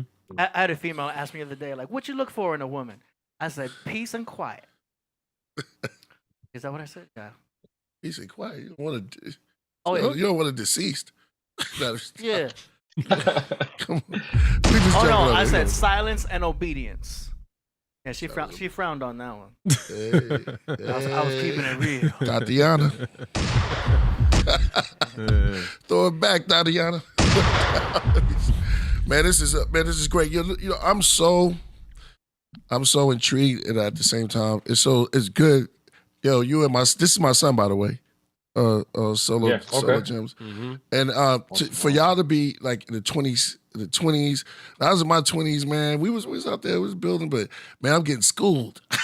Now let me stop. I'm embarrassed right now. But I'm happy that y'all coming out with this knowledge, this new knowledge that's raining down on the youth. You know what I'm saying? Because you could have been doing anything. Everything's out there, man, for the negative, but you know, y'all bringing it to a place where we can have a conversation and the grown-ups get schooled. Hey, but we got to learn because knowledge is infinite. Mm-hmm. It has no age to it. Matter of fact, the more it ages, the more it's like wine a little bit. The more it tastes a little bit better when it goes in because you're like, dang, I didn't taste that when I was young, running around. But y'all like wine pressing now. It's a different kind of, you know how the weed is different now? Yeah. It's well, it's a little bit more stronger or whatever put to it. Frankenstein weed now. Right. I had to get a smaller bong. But you taste it like, oh, wow. But, yeah, man, this is a beautiful build, man, and I'm feeling the energy in here. If y'all got questions, man, make sure you hit that like and that super chat. If y'all have any questions, man, the great Jem Veda is in the building, man. Yeah. And we got the links in the description for his YouTube and also his link tree. And if y'all didn't know, Jem Veda also does consultation. So wow. If you are interested in doing some consultation, he can hook you up with a 90-day mentorship program, intro call, 30-minute mentorship consultation, or a 1-hour mentorship consultation. The links to that is in the description. Yeah, man. Yeah. I was just saying, man. I was just saying it was like because we go through so much changes, and there's so much stuff that we're going through now, and then you know people mixing spirituality, mixing that, and with the internet, so much, you know, relationship problems, and all of these things. These intrigued you. It intrigued me too, but to run towards it. And, you know, that's like a concept in its own, like an evolution thing. Like, there's always a medicine which talks to you. And that meta is on the beginning there. Well, because medicine was in my tea. It's the part, the liquid we got to drink. And y'all was saying something that y'all was dropping that was so ill. I got to remember it because I'm forgetting because it's retrograde. And I'm becoming more and more forgetful. Now go ahead, man. You know, but continue on your build, man. Yeah. Nah, I just want to give you your props too, because I feel like you came to a certain realization of yourself. You kind of it's part of growing up. Like you really started thinking. You're not bugging for how you thinking, and if you just always think about like, well, I've always been trying to be more understanding, and I feel like you got to a point of like, you know, I understand this world, but I think people are so stuck in their own issues that it kind of, we absorb that energy, you know what I mean? And once you start thinking it, it's like, yo, I start to discover more about myself, and it's all about unity and you know, harmony at the end of the day, you know what I mean? And I can see that you got to a certain point of like, yo, we just need to be better people at the end of the day. when we get to the root of it. Exactly. Becoming a better person, because you're not a static being. Like you can always improve and get better. Like, is it for some people, is it harder as they get older because they have, they're kind of used, quote unquote, used to their ways and all of that? I guess, but still, you can always take measures to become a better person. I remember having a consultation with a guy. He was 65, and even him, he understood that he can change and get better, right? At that age. And he exercises, he reads, he does meditation. He is trying to not be, too associated with the thoughts and regrets he had in his life. Regrets he had around like kind of a family problem that he had. And at this age, he's working on it. Whereas there's other people that they think at that age their life is like quote unquote over, but no, not the case at all. There are literally people that live to 100. There are people that live to 90. There are people that live to 80. So you just want to keep going and become, continually become a better person. And being a better person doesn't necessarily mean you don't appreciate where you are now. Yes, appreciate where you are now and have gratitude for your life right now. Even if you feel like there's not something you can be grateful for, and you feel like you're in an all-time low, there's something you can be grateful for. And in fact, if you can practice gratitude every day, there's more abundance that's going to more likely to come your way, because you feel better. When you feel abundant, corresponding abundance comes to you. That's just the law of correspondence right there. Yeah, Spiritual Law from the Kabbalion. Excellent book, by the way. Very good book. We got a couple more super chats from Stranger. One of them, he says, toxicity is a survival mechanism found in nature. And he also says, Jem Veda, I approve. Please come back to the pod class often. I like that. Yep. Yeah, man. For sure. Absolutely. Go back up to the first thing he said. He said, toxicity is a survival mechanism found in nature. I guess that could make some sense if you think of like venom being toxic. Yeah. Or like, the juices inside of a Venus flytrap. Or like a frog skin. Ooh, there you go. Infection. Yeah.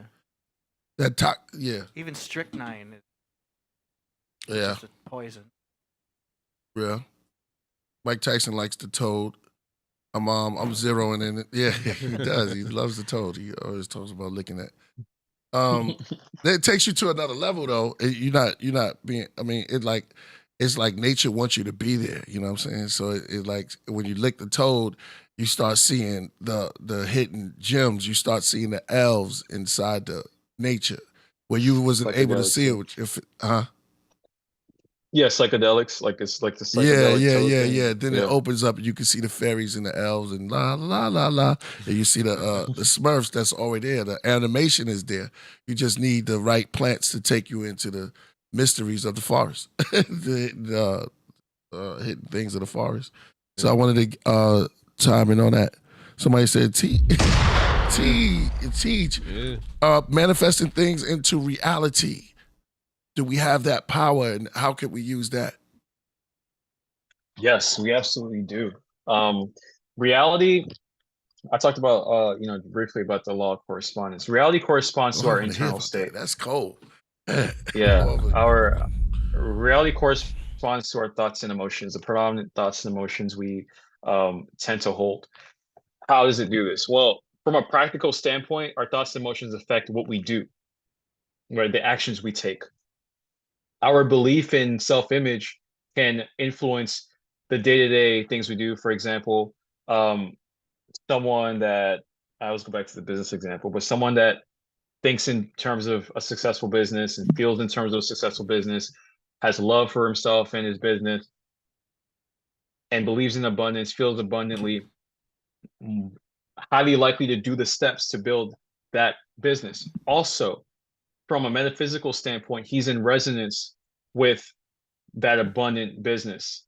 So our thoughts and emotions affect what we do, but it matches up with lifelines that get attracted to us. Our life takes a different lifeline, a different path based off our internal state. So if someone has always been complaining a lot and they've always told themselves there's not opportunity in this world, and they've always been used to lack, they feel lack and they speak in terms of lack, they get more lack.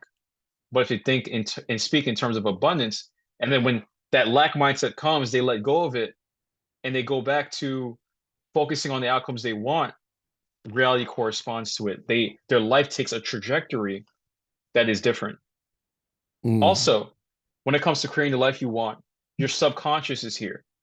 Your subconscious mind stores all the involuntary behaviors. It stores all your beliefs. If you program the right beliefs, what comes into your life corresponds to the beliefs that you shifted in your subconscious.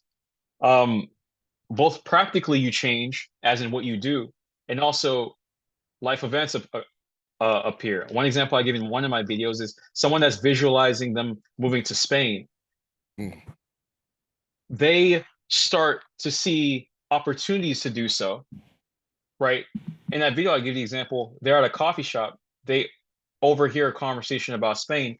They get into that conversation, they're talking with that stranger, and then after that, events start to happen that lead up to going to Spain, as long as they hold that intention strongly and that belief strongly. So we can absolutely manifest the things we want. But it comes to our thoughts, emotions, it comes down to our belief, how strongly we feel it. And another thing is there's universal, I call this universal direction. So the universe also had God, a lot of people call it God too, is God has its plan as well. So from your egoic state, you're like, I want this by this time, this arbitrary timeline you set, which isn't necessarily awful, right? It makes it more tangible a lot of times. But there's also something to be said about having a detachment of having that strong intention. It's going to happen. I know it's going to happen. I'm taking the practical steps and I'm thinking in terms of it, but I'm going to have that detachment where I allow the universe to bring it to me. Not saying that you're just sitting and meditating on it and you're like, it's going to appear out of nowhere. But I'm saying that detachment, you're doing the steps, but that detachment is what you need to not have that friction and that resistance because guess what? When you have that friction and resistance, now you're in lack. You're like, oh, I don't have this thing. Where is it? Like, where is it? Going back to lack. But, when you have it in your mind's eye and you're very confident that, you basically already have it. That's another way to say it is you're at ease throughout the process of what you want to bring forth and manifest in reality creation. This topic is another example of you understanding just how powerful you are. We all have our subconscious mind. We all have an ability to influence our reality. And it's not always in a very mechanical state. Like, okay, in 5 years, I have to do this, that, and the third in the 3D realm to get what I want. It's do that, but how you feel along the way is very important. And one of the biggest things that help with our feeling towards this feeling more real is how we visualize and how we engage our senses throughout the process. So, for example, if you are thinking of living in a certain country, let's say this country is Portugal, and you envision your life and you have specifics around your house in Portugal, your lifestyle in Portugal, your spouse, etc. Throughout that time, you're actualizing that life. You don't want to go through that in a very anxiety-ridden state, what if this doesn't happen? What if I don't achieve this? No, you still have a degree of detachment. You want it, but you have a degree of detachment. And I'm telling you, it's excitement. You go towards it with excitement. And it's a very positive, higher state of consciousness that you're in throughout the whole process when it comes to creating that reality. And before you know it, subtle things start to happen. It's really beautiful. And sometimes it's a little scary just how quickly things can change. Yeah. Depending on our conviction and our firm belief in what we can what we can do. Yeah. I think people like get afraid of the journey that they're even placed on sometimes, and they get scared of the destination that they're going. But it's almost like I always say, you gotta be prepared for be prepared for God's blessings and the devil's lies. You know what I mean? Like you're gonna be guided the way properly just for yourself to improve in general. You know what I mean? What God's showing you is the blessings of life. You know what I mean? And what the better you could come out of yourself. The devil will try to give you trickery and lies, but you got to just learn not to listen to them. You know what I mean? And it's going to happen anyway. You know what I mean? You just got to learn that. Don't sit in that field. You know what I mean? Get past that part and move on. You know what I mean? Because the destination is never going to end. That's the truth. You know what I mean? So I think that's what people struggle with is they get scared and get fearful of the devil's lies and everything like that. You got to just keep going on with God's blessings. Yeah. We all have our blessings. We all have something going for us. We just have to see it, and we have to believe that, hey, there's more for us, no matter what the present 3D is showing us. Right. Always believe in that. Strong, man. It's heavy, man.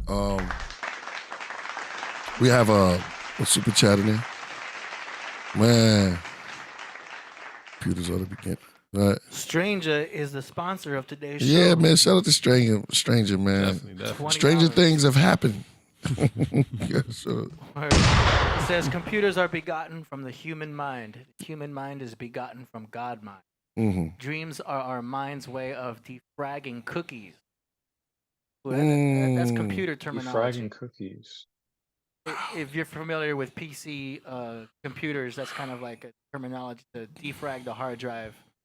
And then we all know what cookies are with the browser and everything. Okay, I see what you mean. So think of it like detoxing. Yeah, right. Oh. Or deprogramming yourself, right? Or like. Well, I mean, it depends. If you're talking about dreams, you're talking about one aspect where you're accessing the astral realm. And then sometimes other interpretations of dreams is where you're just going through files of your own mental experiences. There's different levels of dreams you can speak on, It depends on your perspective. Best levels. Jem Veda, you do like astrology? Or do you is that your field? Or do you like talk about it? Not necessarily. I'm actually just now kind of looking a lot more into astrology. It's interesting because I am an Aries, and I know it's like related to charts and all of that. The way you did. But I did get a Tahuti vibe going. Go ahead. You said what? As one of my peeps that come on to the show, Tahuti. He's an Aries too. Very knowledgeable. Yeah, very knowledgeable. Because Aries rules the head, so it rules the mind. You're super knowledgeable. Yeah. Yeah, super knowledgeable. Oh yeah, I'm a Aries. All these years I haven't looked as much into astrology as I wanted. Reason being, honestly, there's just so many other topics I looked into and I kind of skipped out, even though that's like a big part of all of this self-improvement stuff. But I did have a subscriber that like sent me a link to like this chart, and I kind of got my chart together, so I got to look at that again. But yeah, it's interesting for sure. I mean, I'm open to hearing what you guys think about it. Yeah, well, like I kind of relate to that because since I moved out here in California, right? Like, I wasn't really that strong at astrology either. Like, I kind of just knew my sign, and that was really it. But when people start talking about the breakdowns of your sign, and you have all these different charts and moons and everything like that, you start getting a better perspective of yourself in a way, because it kind of does relate. It actually does relate, to be honest. Not even kinda. And you when you start thinking about it, you're like, wow, if I look at my chart, it kind of resembles my own self-improvement in a way. You know what I mean? Like, I'd be like, okay, well, that's kind of how I am, but I can improve on those aspects of what they're even telling me. You know what I mean? If that's like a way of self-reflection. We're gonna do a is it? You go. Do you have is there an example from your life where like that was the case? Like this area related to exactly that? Off the top of your head? Well, something off the top of my head, I would say that like I'm a constant person that keeps on moving, right? Like I'm a person that like I really can't sit still, and I kind of like move on to the next thing. You know what I mean? That's kind of always how I've been.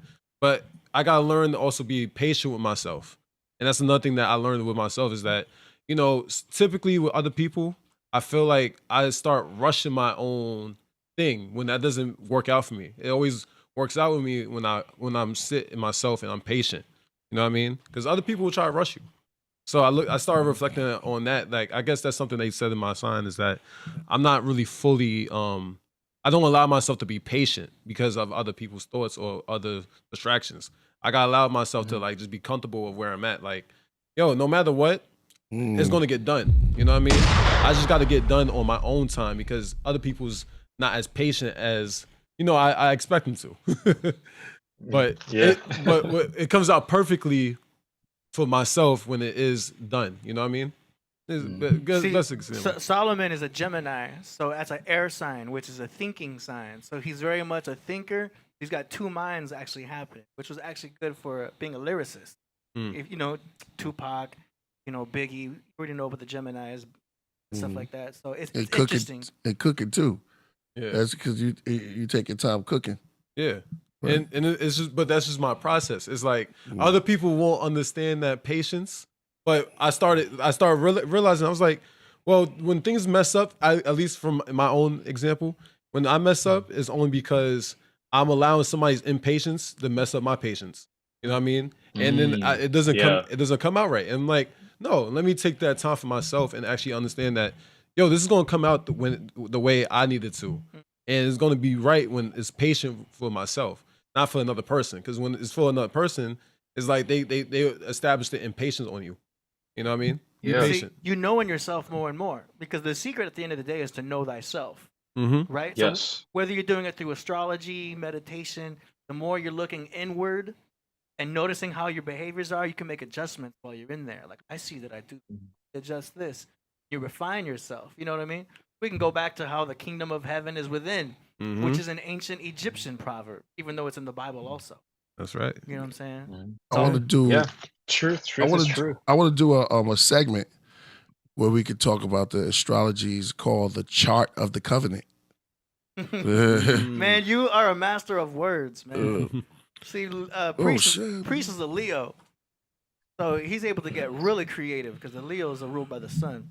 So they shine. See, I'd love to get any book recommendations you have around astrology, because that's definitely something that'd be like, I want to really look into, because that's all AD right there.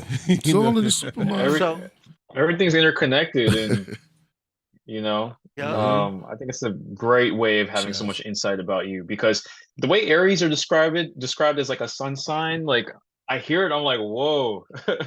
I know there's more to it than just like the sun, but man, it's very interesting. So one book I would recommend is The Light of Egypt by Thomas H. Burgoyne. It talks about how astrology was in Egypt and all that stuff, but it breaks down astronomy. The astrology within the body. You know what I'm saying? Like how I said Aries rules the head and all that. So when you learn how it's not just the science of the seasons, but it's the science of cells. It's really cool because it really goes into the whole idea of self awareness. Well, you know what I mean? When I learned what my whole chart was, or basically just my sun, moon, and your rising, they call it the top three. You don't have to go too deep to like know your Jupiter and know your. That's going really deep. But if you just learn the basics, knowing your sun sign, your moon sign, and rising, you can get a lot of insight on yourself to understand how your mind works. For me, it was good to know about how other people work. So you end up forgiving everybody. Like I found out, my dad is a double Leo, my mom is a double Sag.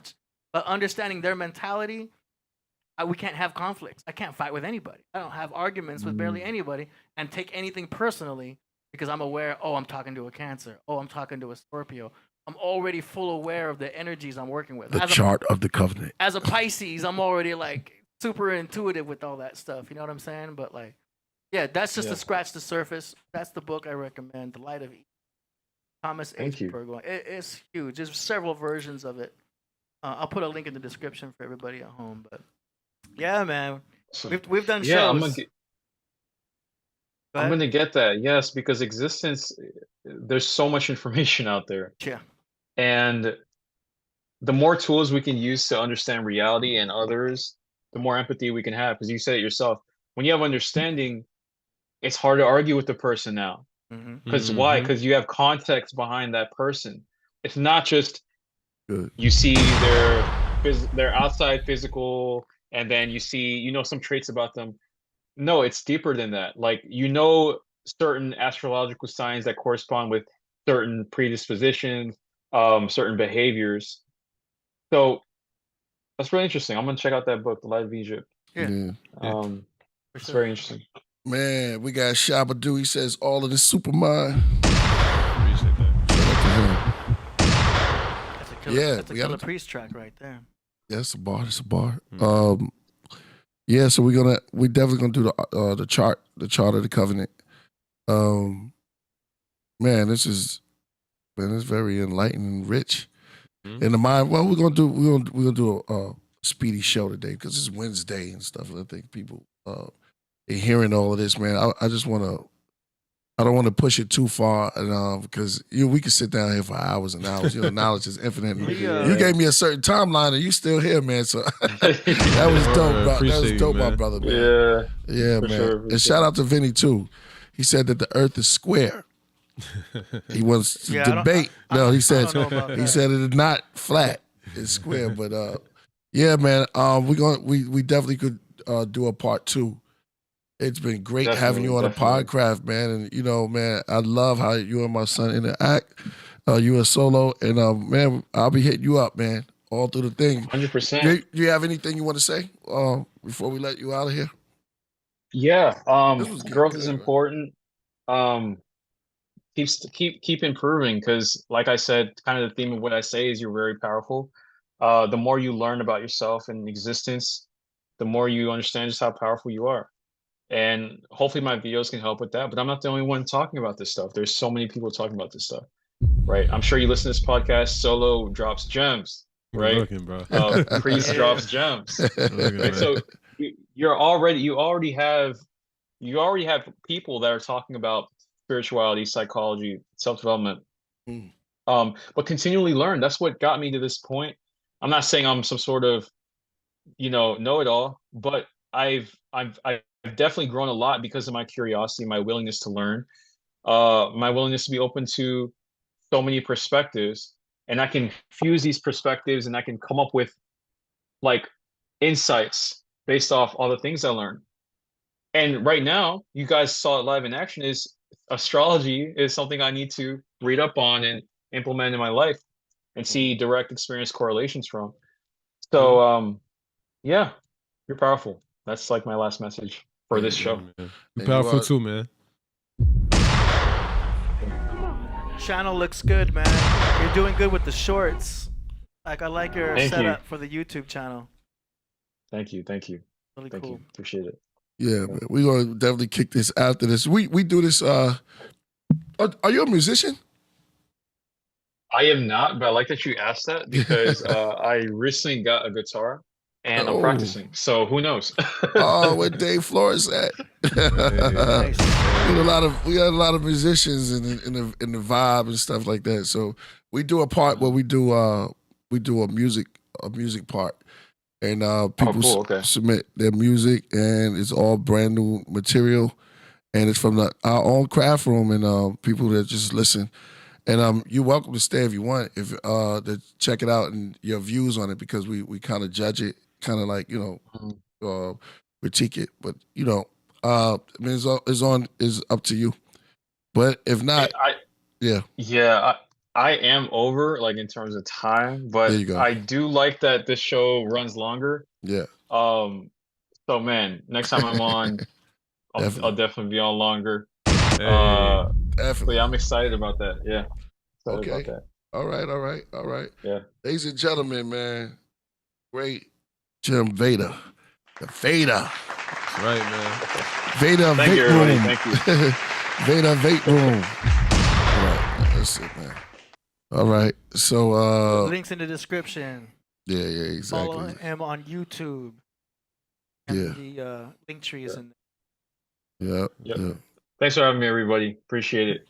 Peace. All right, my brother. I should have a.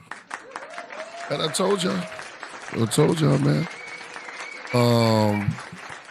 King of CFW said, "Have y'all heard of Tom Mary?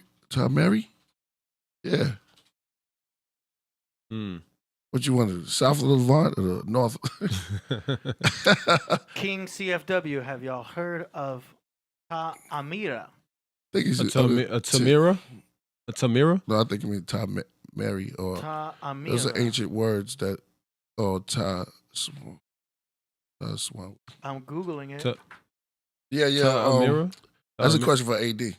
I mean, Yeah. I don't know. I never heard of that before. Hey. I'm gonna ask the almighty ChatGPT. Uh-oh. But yeah, that was dope, you know? Yeah. I What feel you like, talk man. yeah, it was I good. think That was for the youth. I think his mind, because, you know, we have a similar perspective in terms of like how deep we could go. You know what I mean? Like, and I think it's a lot of information that we kind of absorb.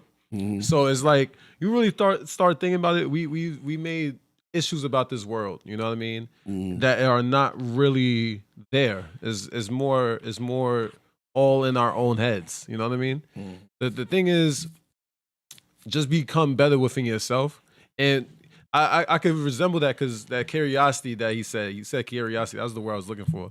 It's like you question a lot of things, and then once you start questioning a lot of things, you start getting used to, like, you start discovering, like, yeah, why is nobody else understanding their own solutions?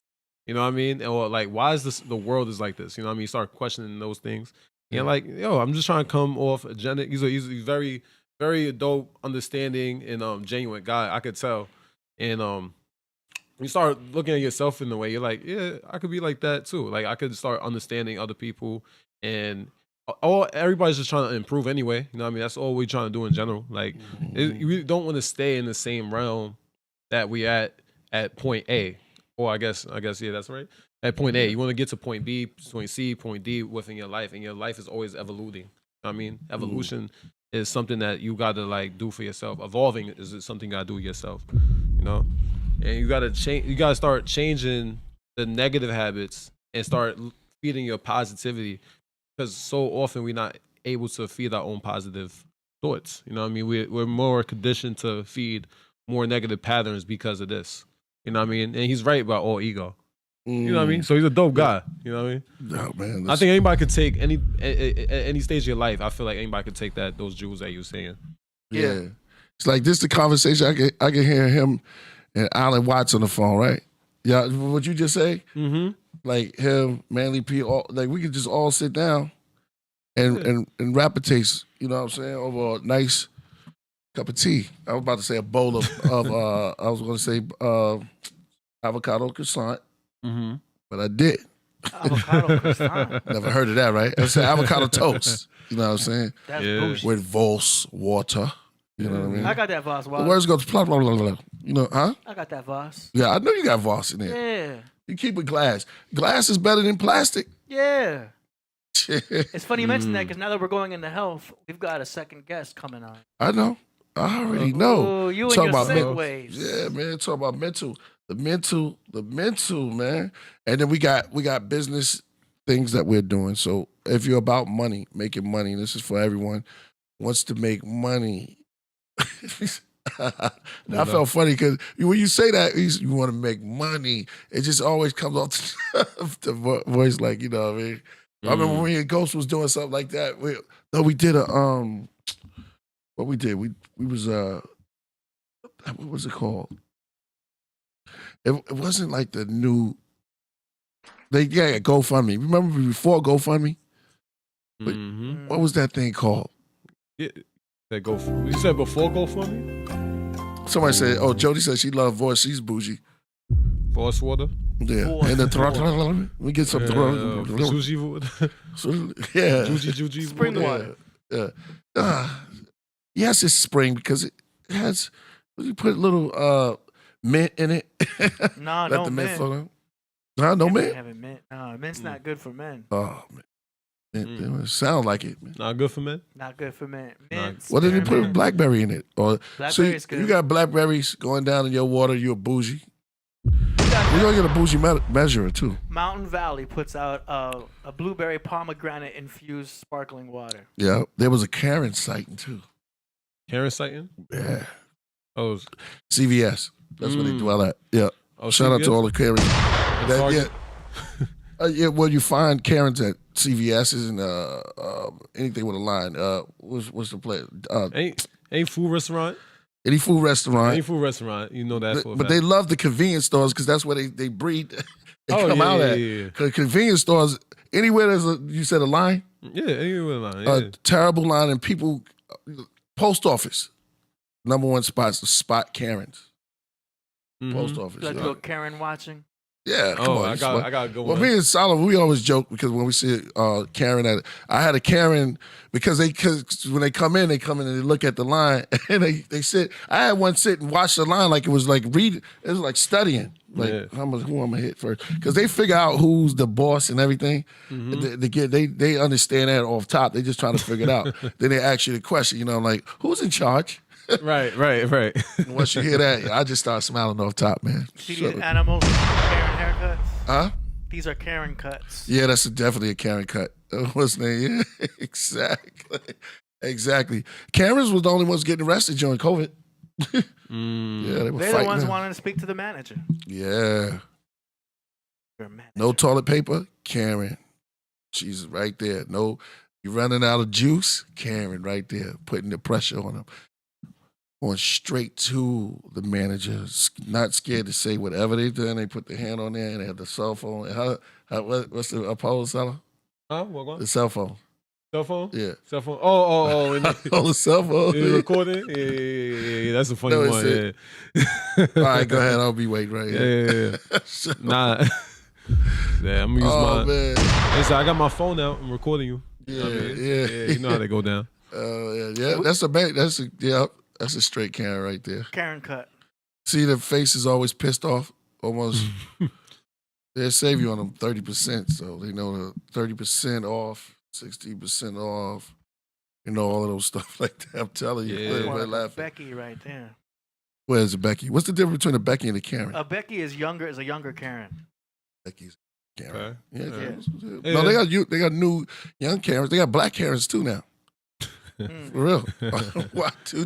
Why do we pay shout out to King CFW? He says what? There's three. There's a Becky, there's a Karen, and then there's a Susan. Susan, that's a good one. Yeah, Susan is older. That's a good one. So if she's young, you'd be like, okay, Becky. If she's crazy middle age, which is most common, you got the Karens. And if she's an older crazy lady, it's the Susan.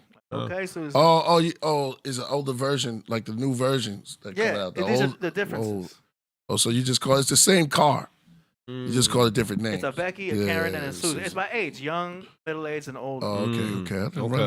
You gotta so is that ripe? Know the names. Yeah. You got to catch a Karen and a ripe. Yeah. Ripe when they ripe. Once they hit right between that sweet spot of 29. Oh yeah, and, 30, that's when they ready because they can handle the line. And they know how to get to the. It's ones who you can have like a event because they can get to the. Just like who can get to the manager the quickest, right? Or just the service guy or anybody who's just there who's working, or because they work the cash register and all of that stuff. Yeah, crazy. Karen. The Susans got the most experience from being the Karens. Oh yeah, the OGs. They're the ones over 50. Yeah, you're right. You're right. They come in. Karens call the Susans. Yeah, Karens are between 30 and 50. Yeah. And the Beckys are under 30. Yeah. Susan's the one to get everybody ice cream. Oh man, they break the mood. Karen's gonna look out for herself, and Susan coming in, everybody, the whole line is gonna eat for free. They evolve. You know what I mean? We got Rise backstage. Rise, whenever you're ready, just turn the camera on. We'll bring you in. So this is about getting that moolah, and this we built with this brother right here, man. He he was always on point. If you want to get your Bitcoin, financial literacy. We'll let him speak for himself. Yeah. Man, peace, man. What's up? The guy is a master of crypto. Yeah. And health now. Go ahead and unmute your mic. Your microphone's on. All right. Hello, gentlemen. How are you doing tonight? We good. We good, money. Good. Yeah. Well, thank you for taking the time to have me on your show this evening. It's nice to see you all. It's been quite some time, so nice to reconnect after this time. Yeah, definitely. Definitely. How you been, man? Doing good. Just got back from Vegas there. I was over in Vegas hanging out and, with Sophia Stewart over there. And shout out to Stowe. Yeah. And then also, at the, what do you have? The race cars going on over there, right? So that was a good time right there. Yeah. Tell Sophia I said, what up? Peace to her. Word, that's good. Yeah, man. So today, what you got for us? Well, definitely a new cutting edge technology. My name is Ryan Conley. I live over here in the Seattle area. And do you guys mind if I record this also? Is that okay? Yeah, of course. Spread the word about your guys' stuff going on here. So there we go. So I sent the request. I appreciate that. So basically, something that you guys didn't know about me is the past 26 years, I've been dealing with something called frontal temporal lobe dementia. And this is what Bruce Willis has. Okay. I'm actually the most documented brain study over at Dr. Daniel Amen's clinic, amenclinic.com. And I've scanned my brain multiple times. He's got more brain scan studies than anyone in the world. And so I've made money in cryptocurrency through the years. I've been very, very blessed for the past, 12 years now. My in crypto since it was about $230 a Bitcoin. But the thing is that I didn't have my health. And this was, so I had frontal temporal lobe dementia. There's a lot of symptoms associated with this. And, the depressions, the anxieties, all this, but I was on the verge of taking my life. I know kind of jumping into something, but this is really, really interesting technology that people should be aware of because I was on the verge of taking my life. My friend Reggie Williams called me up. And that week I was set to get sleeping pills from a sleep clinic because my regular doctor wouldn't give them to me. And I thank goodness he didn't give them to me, or else I would have made it to the phone call with Reggie Williams out of Georgia. And Reggie called me up. He said, Ryan, he goes, God told me to forgive you. And I said, well, okay. And I can't see you guys right now, but I'll keep talking. And there we go. And so then he goes to me, and God shared with me what we have is going to have a major impact on your health. And I said, okay, well, what is it, Reggie? Because I've tried everything from 20 something different antidepressants to hanging out with shamans. I lived in Brazil all last year. I spent 3 weeks in the Andes Mountains with shamans drinking cactus, San Pedro juice to, ayahuasca to smoking toads down in Mexico and all kinds of craziness, right? Yeah. Done it all. And so I asked him what it was. And he goes, we found a way to turn on the mitochondria within 5 minutes, activate it back to where you were back to where you're between 5 and 10 years old. And I said, okay, this is the only thing I have never heard of before. Okay, so I remember coloring mitochondria back in middle school. Maybe I thought there was only one mitochondria per cell, but this is really interesting. And I appreciate you guys all being on here tonight because there's a lot of people that suffer from depression, anxiety, PTSD and all this. And what I wasn't aware is that every human condition is actually a mitochondria situation. So I encourage all of you that are on this call tonight, if you're having health issues and hopefully this resonates with you, go to Google and type in whether you have multiple sclerosis, mitochondria, if you got bipolar mitochondria, if it's CANC word, I never get that any power, mitochondria, dementia mitochondria, and that's what I had. So I can show all my brain scans. I'm very documented. So anyways, I wasn't aware of this, but there's actually 2,000 mitochondria in all the 30 trillion cells in our body, just not in the red blood cells. Okay. So the mitochondria, the batteries, the powerhouse of all the cells. This means that we have 60 quadrillion mitochondria in our body. 60 quadrillion. Crazy, right? Yeah. Okay, so imagine you take this little juice right here. It's the only product in the world. I've been on the phone with the AFTD, the American Frontal Temporal Lobe Dementia today about this because I'm so documented and I'm trying to get to Bruce Willis right now. So this is 44 nanotized ingredients. I'll provide the ingredient list, but what you do is you go ahead and take this stuff and you put it underneath your tongue and you hold it for 5 minutes. Okay, you guys. I know everyone on this call has taken tons and tons of vitamins out there. We've taken everything, right? From trying to find the creatine cool in college to, something that would give us a whole bunch of caffeine pills and get jacked up during the school after we party all the time, right? To try to get higher grades. This is the only product that I know that will increase your intelligence extremely, IQ and EQ, very, okay. So here's the deal. I had one dose of this stuff and my brain came back online. Okay. I was laying down, all of a sudden I felt this flux. It felt like a hummingbird's wing on the side of my head.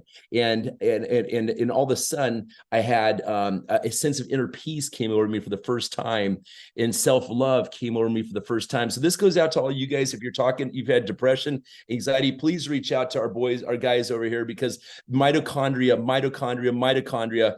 it goes God, mitochondria, and consciousness. God being first is the most important things in my life, like what I'm most focused on in saving lives. Okay.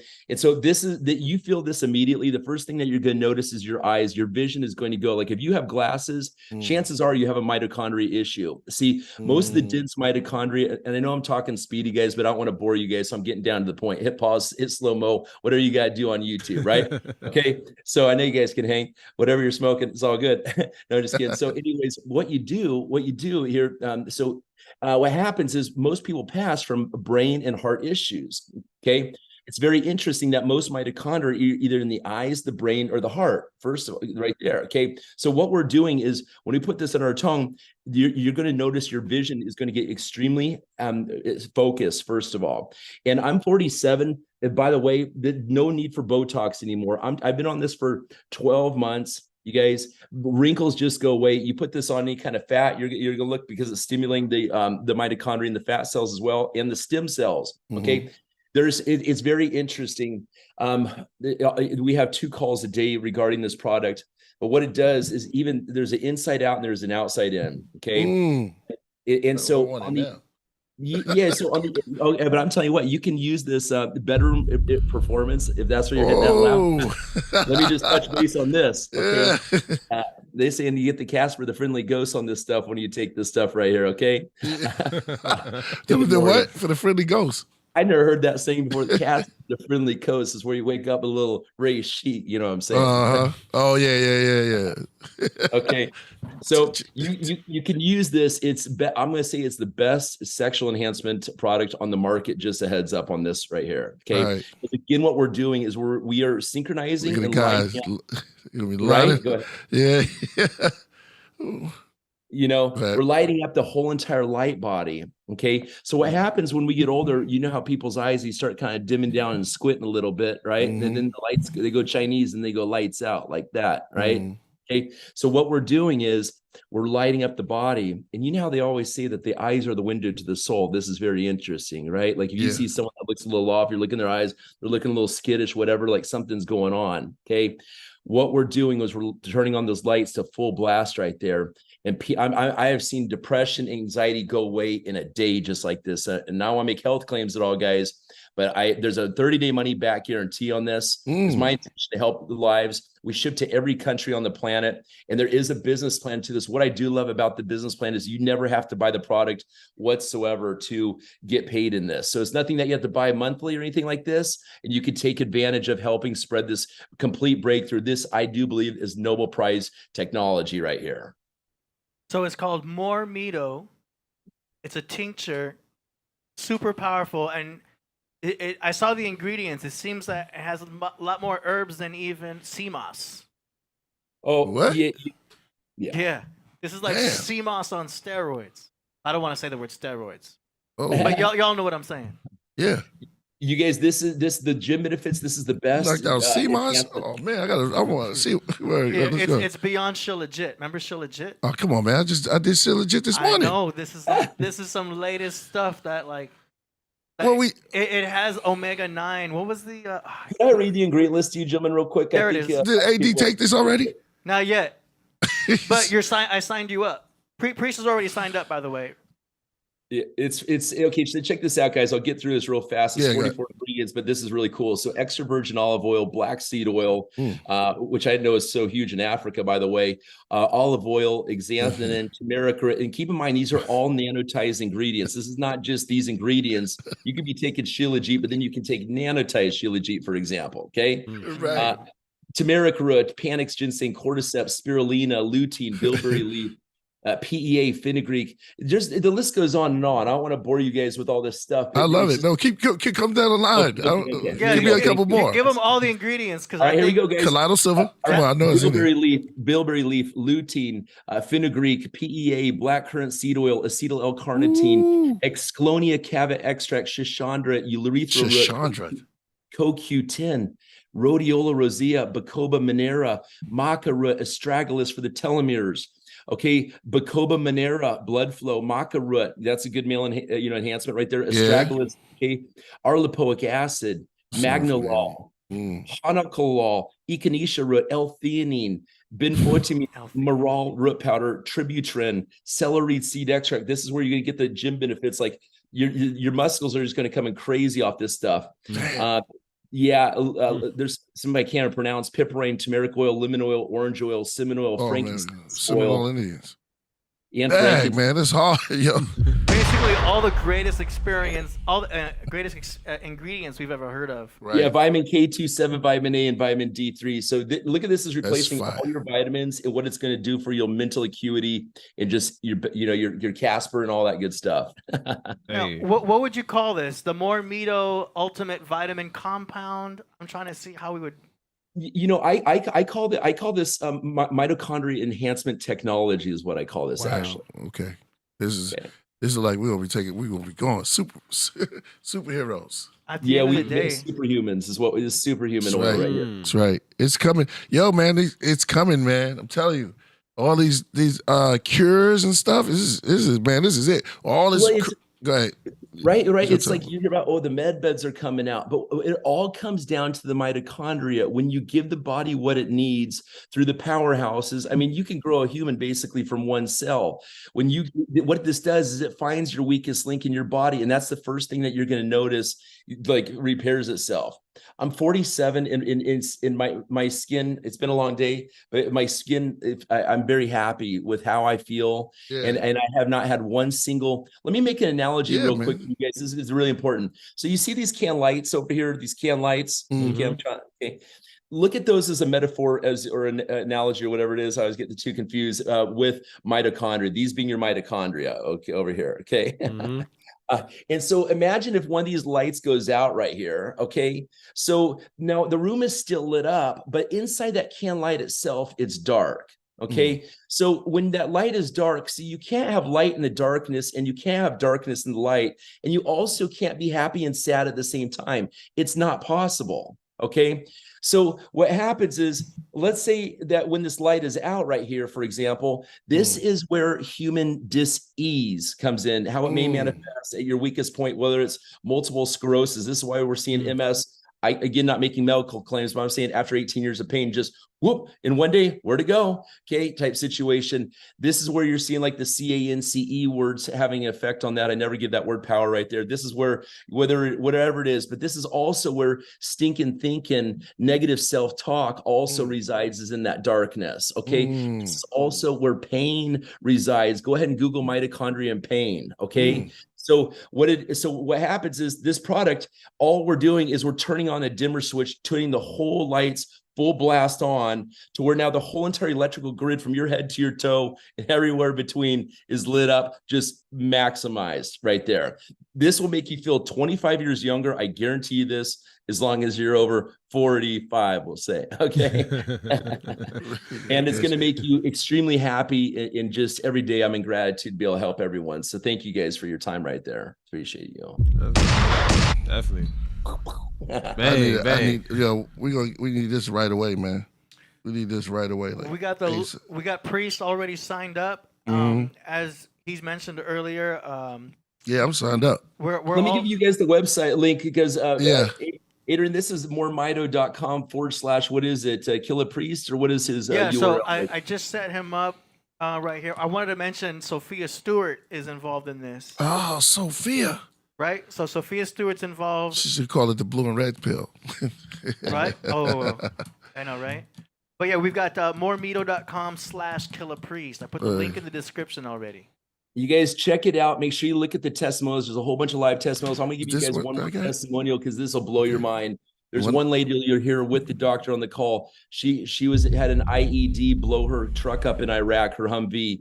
Her jaw was blown off her freaking face, and she had brain damage and no memory for 17 years. Okay, I know this is going to sound crazy, guys, but off one use, it went ahead and put her brain back online, full memory after zero memory for 17 years. That's crazy. Okay, just a heads up. The CEO of the company actually was a mathematician, the master mathematician at the NASA, and then the Pentagon brought him over to work at the Pentagon as their mathematician at the Pentagon. And so you can see who these people are, the geniuses behind this product at moremito.com/Killah Priest there, everyone. Thank you, guys. Yeah, link is. Thank you, guys. I see Aurora say thank you for the emotion. I'm looking at you guys. I really appreciate it. Thank you. Okay? Man. I'm here to no problem, bro. I know the boys are busy right here. Yeah. If I can help out in any way, guys, you know I'm here for you. So thank you, guys. Exactly. We're about to order, and it's a good thing that we're talking about this now because we can order just in time for Christmas.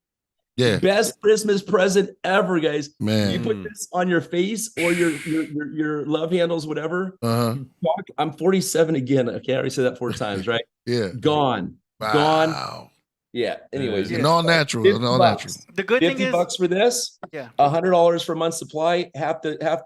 Half of a Starbucks latte, guys, a day, $3.50 a day. You guys are set, feeling like rock stars, superstars, porn stars, all at once. I've always been someone to be very cautious about what I get. You know what I'm saying? Because like I'm always looking at like, okay, is this some snake oil stuff? Like, let me see what's on it. They'll always put like, oh, this is a proprietary blend. And when I see proprietary blend, I'm like, we don't know what that is. Right. The fact that this product shows every single ingredient that's in it, that you could research independently, shows like, yo, that's pretty transparent because they're basically showing you a formula. They're not like trying to like, hide anything. They're being very transparent. No, we love it. Adrian, I want to say one thing on this. See, because this is such a big disruptor when it comes to health, okay, let's just say that people on antidepressants, I'm not telling anyone to get off their antidepressants, but let me share something with you, okay? Right. This is such a major, it eliminates a lot of different medications out there. Let's just say this, okay? And we do not do studies. We grow this in testimonials. This is why we have 2 testimonial calls every single day at 11 a.m. Pacific and 6 p.m. Pacific, to where you guys can hop on those and listen to all the testimonials coming in, because we're building a massive database. Big Pharma needs to go ahead and do their studies, right? It's like, but we have so many testimonials. It's a 30-day money back. There's nothing to lose anyways. Oh, so if we get it and we don't like it within 30 days, we send it back, money back, no problem. I already know, man. It sounds like I'm not going to be sending that back. I'll be ask for more. No, it's going to be good. I mean, we're talking about mitochondria. Dang, man, this sounds good, man. I'm into it. Yeah, mitochondria. And you start dealing with that. I remember some grapes they had like a long time. And then how would you say? Yeah, no, it sounds like clusters, man. Well, it's got black seed oil in it too. We already know about black seed oil. No, we need all of that. From Dr. Sebi. Yeah, we need all of that. We need all of that. So it has already a bunch of Dr. Sebi. Well, the universe told him. The universe told Dr. Sebi. He just listened. Right? Sebi would like be all over this stuff. We'd love to have him on the board if he was still around. But you know what I learned just yesterday was I had a marine biologist. She's worked with dolphins for 25 years, but she specializes the endocannabinoid system. This is very interesting because I've been taking this stuff for 2.5 months. I had no idea that this is a whole bunch of there's endocannabinoid systems within the mitochondria itself. When there's 2,000 mitochondria in a cell, then you get down the endocannabinoids within. So I don't smoke weed, guys. I smoked plenty of pounds in my lifetime growing up. I don't do that anymore. Especially what's interesting on the weed front is interesting here, guys, is people smoking weed on this who know, okay, I'm not saying anything bad about weed. No, it's all great. It's medicine. Okay. But what I'll share with you this is people end up quitting smoking weed on this product and they never even had an intention to go ahead and quit. All of a sudden they're like, it doesn't smell right to them anymore. They just they appreciate being so like fine-tuned, mentally, that they're like, I don't think so. But I'll tell you this, I take this into the nightclubs, guys, with my fiance, and we go ahead and give free samples out. There ain't no business presentation with this. We just have fun to make everyone instantly happy. I mean, when you look at this color of this stuff right here and understand, look at the frequency. I love that color. Right? And every time I hear that little squeeze, I know someone's getting happy right there. So, yeah, that's it. Anyways, guys, thank you so much for having me on tonight. Appreciate it. Man, definitely. I'm putting the link up there. Mitochondria. Yo, so this product right here gonna blow. This sounds like something really good that we need in our life. Yo, you can't place a price on health, yo. You can't. Mm-hmm. There's the black seed oil, which is huge by itself with the black seed oil. Yeah. I would say the other things like, Greek. what it has for your telomeres and your stem cells. Guys, we're talking, I had $50,000 worth of stem cells injected into my brain. Okay. 4 years ago, this is crazy. I actually flew down to Dominican Republic because I couldn't even put a sentence together with, I'm going to show you my brain scans right now at the Amen Clinic. Again, this is where, take a look at all the holes in my brain. If you can see all this, these are, I'd go every 3 years and scan my brain. I know it's a bad shot, but I'll gladly provide. There you go, right there. You can see all the holes. That was a great, thank you, brother. Appreciate that. The holes in the frontal cortex in the back of the brain.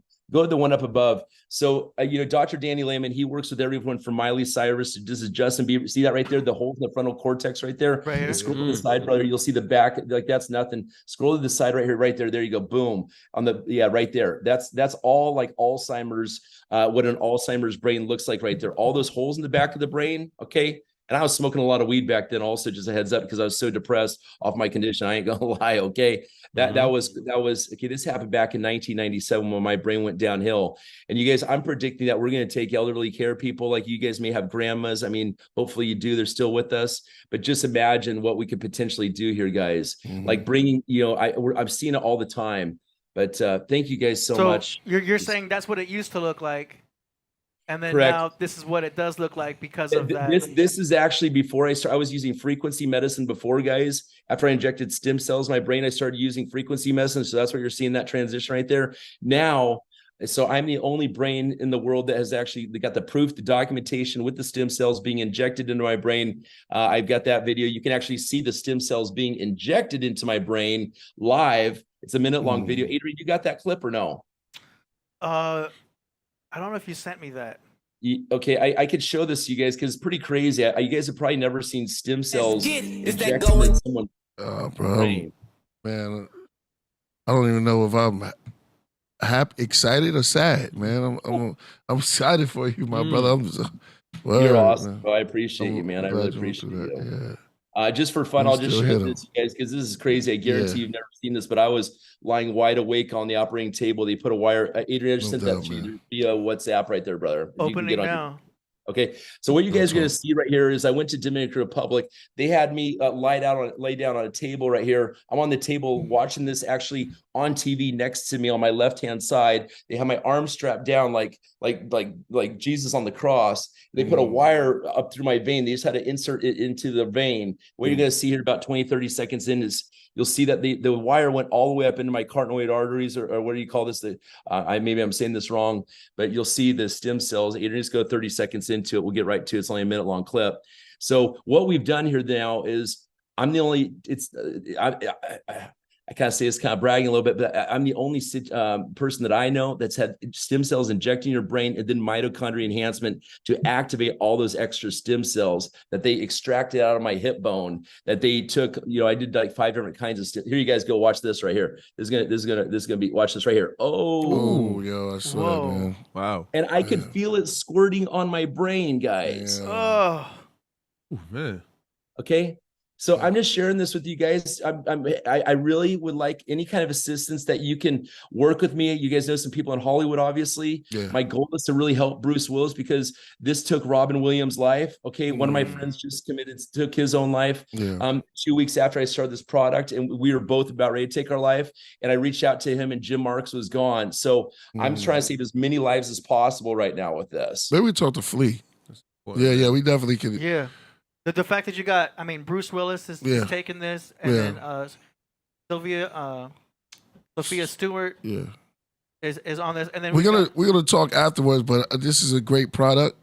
It seems like it's amazing, and Stranger says, isn't dementia, Alzheimer's the result of amyloid plaque buildup in the brain? This is okay. So here's the situation. When you go ahead and give your brain what it needs to go ahead and purify itself and have the receptors be able to do what they need to do, basically what we're doing is we're increasing human consciousness is what we're doing by lighting up the mitochondria. Okay. I actually have done some research on this. Dave Asprey of Bulletproof Coffee as well is that's why they're such fans of this.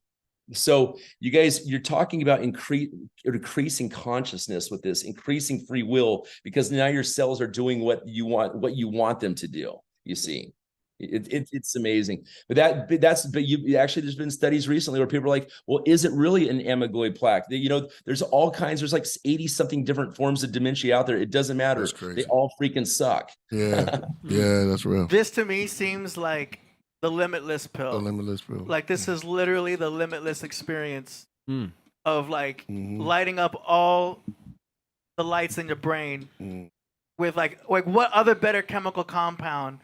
You know what I'm saying? Like Joe Rogan would talk about Alpha Brain, which was a proprietary blend. I had that. It's garbage. It's garbage. Yeah. No offense, Yeah, Joe Rogan, I stopped taking it. Yeah, put the heat on you, so you try our product. It made me a little mellow. I felt like a robot when I was on Alpha Brain. I did feel sharper, but I also felt a little bit like a lost personality. I felt so stoic. I was like Captain Spock. I was like affirmative. The reason why it is, guys, on that note, is because you're dealing with the neurotransmitters. Okay, so like Big Pharma's antidepressants, it's stop and go with the reuptake, blocking serotonin. It's like traffic lights. What we're doing is we're increasing the power of the core of every single 30 trillion cells in your body. So now your brain can do what you want it to do. See, capiche? Nice. Yeah, man. Hey, well, we thank you for bringing this to us, man, because this is the closest thing to the limitless pill, I guarantee you guys. Yeah, I'm super skeptical about everything. And then once I, started hearing about Sophia Stewart using it and I saw the ingredients list. Yeah. AD told me about it. He told me. Yeah. And we talked about some of this stuff on the phone a while ago, man. I'm glad to see you again. Killah, I'm in such a better place now. When I was with you, I when I was living in Brazil last year, I had serious health issues, and I appreciate you. It's so nice to come back full circle and help others now together. Thank you, guys. We need all his information out there so people can go. Well, it's through the website. You're signed up. Okay. So MoreMito.com/Killah Priest. He's talking about me. You guys, you can find me on Instagram. Okay. Mention Killah Priest. I'm on Instagram. I'm on Twitter, as Superhuman Rise. That's Superhuman, then RYZE. Send me the links on WhatsApp and I'll put it in the description. Yeah, you got it, guys. So my website, superhumanrise.com, Superhuman Rise. So I'll put this over for you guys. Twitter, Instagram, and on LinkedIn, obviously, as well. But I'll put this over for you guys. Thank you so much, guys. I'm sure you guys got other things to talk about, but we can help people real quick together. So it's been a blessing, guys. Yeah, I'm about to buy the product myself, and you're going to see me on it in the next couple of weeks or so. So I'm ready to start 2024. On some limitless mind shit. You know what I'm saying? Let me make one recommendation for you guys, because the site is very quirky. Just a heads up, okay?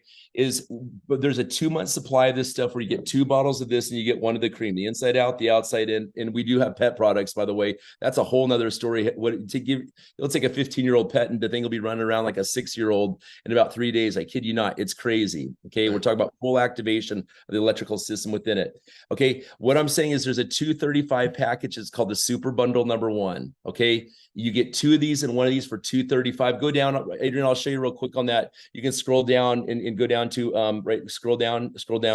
My apologies. You want to be logged in to be able to do this. Okay. But you guys, there is Super Bundle #1. It's a 2-month supply for $235. This is cheaper than getting testosterone therapy minus any of the doctor's visits and lab work and all that nonsense. You don't have to do anything like that. So let me see if anyone has any. Yes, Superhuman. That's what we're making is Superhumans. And the thing about it's interesting. You guys can Google this. See there you go. The mitochondria is low in each and every one of us because cell phones. This is proven, and the Wi-Fi's are lowering the mitochondria. Then you guys got the COVID and all this non-fun stuff going on. Okay, and the jabs and all this. It lowers the mitochondria anymore. This is proven. You can look all over there. It's all right in front of your eyes. So all we're doing is turning you back to where you were 5 to 10 years old. household with this product. Can you tell? Hey. Yeah. Hey. Yes. Hey. So Adrian, pull that up for a split second, if you would. Okay. The reason why XVamp says $100 for a month's supply is for this product. You get 2 months supply and you get this. So that's typically $60. You're getting it through these You got it. Nice. Adrian, yeah, just show them right there. You just click on products and pricing right there is what you do, guys, under human products, the green button right there. Okay, this is all you do. I'll let you guys, okay, then just scroll down from bundles. You can go down to super bundles. Oh, cool. It's right there. And you want to go the first ones. Yep, there you go. And click on the auto ship. You turn it on, okay? And then you can turn it off. You can remove the auto ship just to save $10 afterwards and just shut that thing off and enjoy the next 2 months and have fun with it. And no matter what we get, if we don't like it, we can get our money back within 30 days. Yes. But that'll be AD. But we're gonna feel it.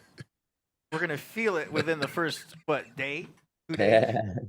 How soon does it work? That's why I bring this stuff to the clubs. I mean, it's phenomenal with alcohol, Pete. You get 2 doses in a person within an hour in this stuff. Even off the first dose, I've had psychologists and doctors when I was in Vegas, for that Formula One event. We had a 1,000-person event, and they were just like, they said they saw my energy from across the room on this stuff. Like I lit up like, Man, your energy on fire right now, man. I love it. I love it. What I like also is that you said a tincture. Cause I don't like pills. Yeah, see, I knew you was going to complain about something. I don't like taking any pills. I don't trust pills.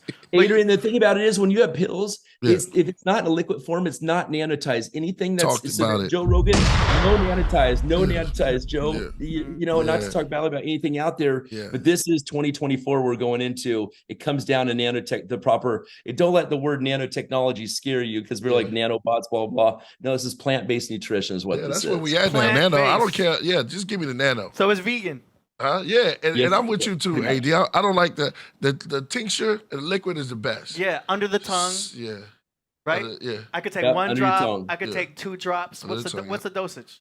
But see, when you put this stuff on your brain, your skull, it actually, because it's nano, it actually goes through your brain and lights your mitochondria up as well because the brain is very porous. This is nano again. Okay, so it goes through your brain to activate the batteries in your brain. Think about that. So it's a topical. You can rub it on your head? You have a topical. You have a topical and a tincture. I'm excited about the tincture itself. You know what I'm saying? Yeah. So, like, I was asking, what's the dosage? 1 drop, 2 drops? Joe Rogan, CIA. This guy says that's funny. That's awesome. All right, who knows? Oh yeah, no. Joe Rogan, CIA. Yeah, you guys. Every 2 hours, what I do is I like to take this every 2 hours. I keep it on me everywhere. It's more than the Amex card. 1 drop.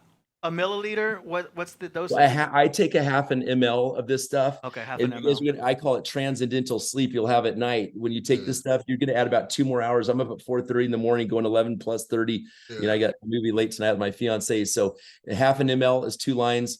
You take that every 2 hours, unless you want to take this just like 3 or 4 times a day. Yeah. 1 ml. Go ahead. Yeah, no, because I used to a lot get confused about the tinctures because it say take 2 drops. I always got to ask somebody, say like take 2 drops during the day, the 2 drops during the night. You know what I'm saying? So it's like you up there taking 4 drops. Or it's like 3 drops. Or do you take 1 drop? Or is a drop considered a whole like squirt? No, there's lines on there. So it's like a 0.25, a quarter. There's a point. There's a 3/4 and a full ml right there. So I like that because then you're more in control of the dosage. Because for me, the Shilajit was way too strong. I was down to 1 drop a day. It was still like making me like a little tense. I had to slow down the Shilajit. I was down to 1 drop under the tongue a day. I was feeling I had a hard time sleeping. I want to make one more suggestion. Everyone in here, you probably know someone that suffers from depression. This is really where my heart is. I'll say this in closing. Okay. There's a lot of people that suffer from depression and anxiety, and it's crippling for a lot of people out there. And I call this is selfless love work right here, everyone, helping people feel their best. And that's what I love from this. I want to say that from the heart right now.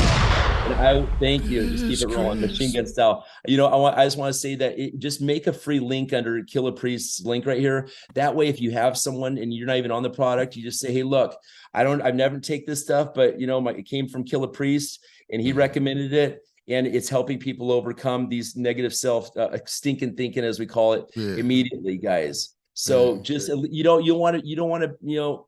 I don't want to feel guilty. Like, see my friend Jay Marks passed, and I missed him by 2 weeks. I don't want to find out that there's anyone even closer to that. But that really shook me right there.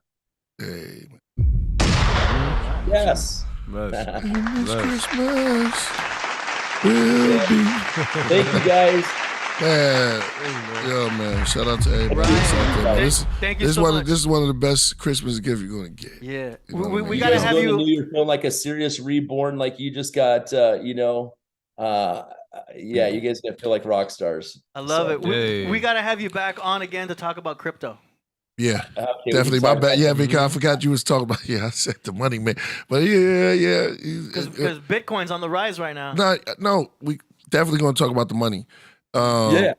Hey, just a heads up on this. Yeah. I made thousands of dollars month one on this, guys. Yeah. Mm-hmm. And just because I wake up every day with passion. It's like, what inspires you guys? Not just living paycheck to paycheck, but actually helping other people. And you focus on that and the goodness, you will be blessed. It's that simple. Yeah. And now I'm full time in this, 100% dedicated and going straight after, the Alzheimer's societies and the multiple sclerosis foundations and all these things out there, making a point that there is that the body can do miraculous things. This is serious, Aurora. Thank you. The incredible you. He's a Leo like you, Priest. Hey, shout out to the Leos. Oh shit. Boom. Lion Claw family rocks the world. yeah, indeed, man. Indeed. That's all right, guys. Mighty Lions. Yo, man, it's always positive. Always positive and great, man. I love it, man. And the next time you come on, we're going to talk about that crypto and how to make those pockets much, much more fatter. Thank you, guys. Like that pocket being a bank. Hey, what's your partner's name, by the way? I haven't met your friend. This is my son. This is my son, Solo Gems. What's good, man? Yeah. What's up? Solo Jim, what's your IG? Nice to meet you, brother. Nice to meet you. My IG is it's complicated to say. RollNoah.D.Solo. Spell it out for me. I was just hoping it was gonna be Solo Jim. Okay, I wish it was that easy. But you can find me. You could just find me at it's RORO Solo Gem. It should be in the. I'm gonna send it to him right now. I got it. We got both. Okay, guys. Well, thank you so much for your time. Blessings and happy New Year and happy holidays to all your family. Peace. I appreciate you guys so much. All right, brother. Nice, brother. Nice to meet you, Solo. Nice meeting you. Peace, Ryan. That's exciting, man. Mm-hmm.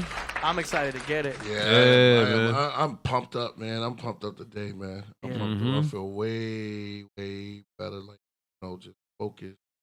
Let's focus and things goes over here. Shout out to Stranger. What'd he say? Stranger said, nothing exogenous in my opinion. Intermittent fasting and food grade.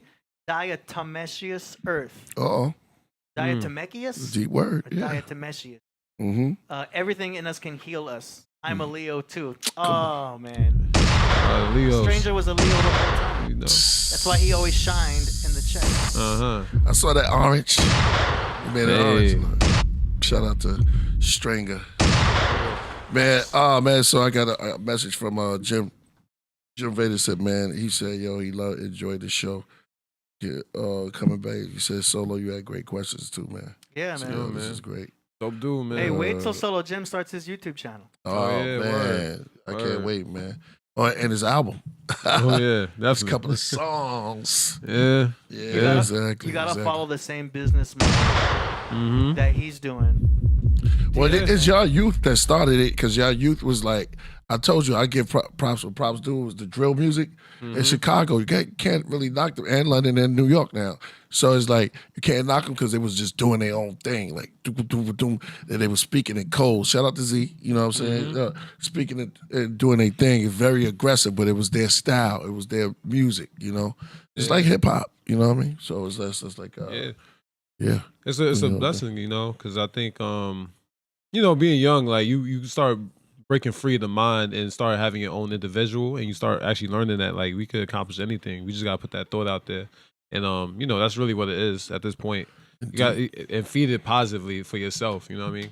Because at the end of the day, it is you. You know what I mean? Indeed. You guys just be who you are. I can't wait for them to hear what you got. That's for real. You know what I mean? We're doing our thing. Solomon, son of Priest. That sounds dope. Yeah. You know what I'm saying? Yeah. You know how it's like Thor, son of Odin. Right. God, Solomon, son of Priest. Yeah. Priest is Odin. Yo, I told you today was going to be elevated. It's about elevating, putting everything together, putting the mind together. You know what I'm saying? It's definitely, and you know what? You know what's dope is that when things go bad, you need to slow down so things can go right with you. Don't go too fast. So you need to just slow down. There's a song, "Slow Down." When I was listening to that, it was saying, "Slow down, I can feel the slow down." Ill bass solo. It's about loose ends. Slow down. Okay. Yeah, exactly. I thought you were going to hit the what's name on, but slow down. Don't go too fast. And that way you can start picturing things. You know, Patrick Mahomes, great quarterback. You know what I'm saying? He said, they asked him, well, how you, what happens is when you in the mode, you turn into the cat, feline. So things slow down to him. It's fat. The mouse is fast to us, but it's slow to the cat because his instincts are so fast. Man, I got some cat stuff, man. Some cat story. Observing the cat. You took care of cats. Oh, well, yeah. I had kids in college. You know what I mean? Yeah. This one's crazy. Yeah. But it's like I got a dopamine spike just now. You know? Yeah. So that's what it is. It's I learn with people. I think, it's all about patience. And I think key, like I kind of said it earlier today, like, once you learn your own level of patience and your development of love and self-awareness and all this type of things, you start recognizing that a lot of things we take this way too seriously. And we just got to learn that everybody's different in their own aspects. And that's a beautiful thing. That's what makes us individuals. So you got to just work on yourself and work on what's the best outcome for yourself and what could you really strive in. That's all I'm going to say is like, I'm working on myself, and it's a constant improvement. You know what I mean? Like no matter what, if it's physical, mental, or spiritual. You know what I mean? That's my main keys of life. You know what I mean? That's why I really relate with the brother Jem Veda, and I relate to that because all it is that's really that's what life is really about, is being better in all those facets, and you gotta constantly learn, and we gotta take away our negative emotions about things and to start feeding that positivity that could come through. You know what I mean? And it's all self-reflection and improvement. And I think many people could start doing that in terms of getting themselves better and start feeding the bad habits. I think people got to start feeding the good habits, and because it doesn't get enough praise. That's right. You know what I mean? Real talk. Make noise, Salo. Man, stand up. Yeah. So I take my time on myself and I do what I got to do. Tell you, man, it's Tai Chi. You said it. Word. Tai Chi is taking the negative energy, turning it into positive, giving it back to where it came from. So you take the negative energy, or energy itself, it can't be destroyed. So you take it, you can just give it right back. And then as that motion, you start moving, right? And when you start moving, you can't see it, but they can see it. It's the dragon come out, boom, behind you. And usually it's green. Yeah. A lot of our emotions. Yeah, go ahead. No, I'm saying a lot of our emotions, you really break it down. Like, it's just like, it's really other negative thoughts that really was placed upon us. You know what I mean? Don't feed those negative thoughts. Learn from it and go push it back out. You know That's what I mean? right. Take it in and push it back out. You know what I mean? Like you said. It's all about balancing yourself. Understanding it. Real talk. Yeah, we excited. Yeah, that's dope. Yeah, man. Oh, man. Shout out. He got it green. I was just talking about green. Sorry. You know David Banner? They said he was homeless, right? So homeless. He was a scientist, but he walked by himself. The artist? Oh, David, man. Banner. Oh. He had a technology. He had a higher self that was green too. Where's the chemical? What he says? Don't mess. Stranger says we're all chemical. Yeah. Don't mess up someone else's. We all are we all chemicals. You know don't mess up. That's why we push positivity here. You know, a lot of people will mess up your a lot of people try to mess up your own thing, your own bio. flow. Yeah. Buy the way. Check out the ingredients that Chick-fil-A, because that's messing with people's chemistry right there. Mm-hmm. This world is very vast. Whose world is this? The world is yours. Mm-hmm. The world is yours. Yeah. That's how they say down south. I was out there like, the world is yours. I mean, New Orleans. The world is yours. I got some clips too, man. But we can't be too long, bro. I mean, it's whatever you want to do, Priest. It's your show.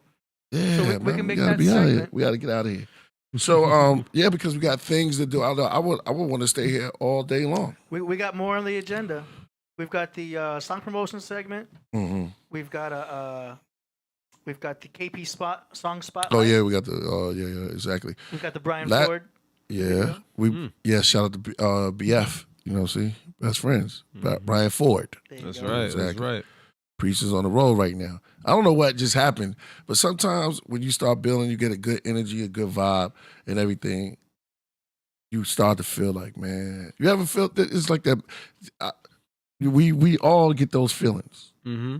You know what I mean? So it's just a good vibe and peaceful vibe, and we all stay in sync, just like a chain. You know? Yeah. You can't see the chain. I was about to say, at some point, we don't see it. Yeah. But I know Batman be laughing at some of the Joker jokes. Of course. At some point, the villain, they don't always see up in the higher level, there's things that you could work on. I mean, you could work with. Mm-hmm. Everything. But it takes time. And sometimes when you get to that level, wow, damn. Yeah. Spider-Man has a pet spider. Or he just, I'm just saying. Yeah, I know. He's on the web. He's on his web. Mm-hmm. He's on it, and then when you get into that flow and you let that flow come, because I understand with writing, mm-hmm. with you play the keys, right? AD? I sure do. Mm-hmm. Y'all out there writing books. I know it. I can feel it. Y'all write books. Some of y'all poets, MCs, beat makers, producers. And you turn into a hawk when you get into your zone. Yeah. It used to be the phone booth. Remember Superman had to go to the phone booth? Mm-hmm. Mm-hmm. Now they don't have phone booths no more. Nah. Superman so is there Superman? But yeah, we need to go. He just got to go into the bathroom at the mall.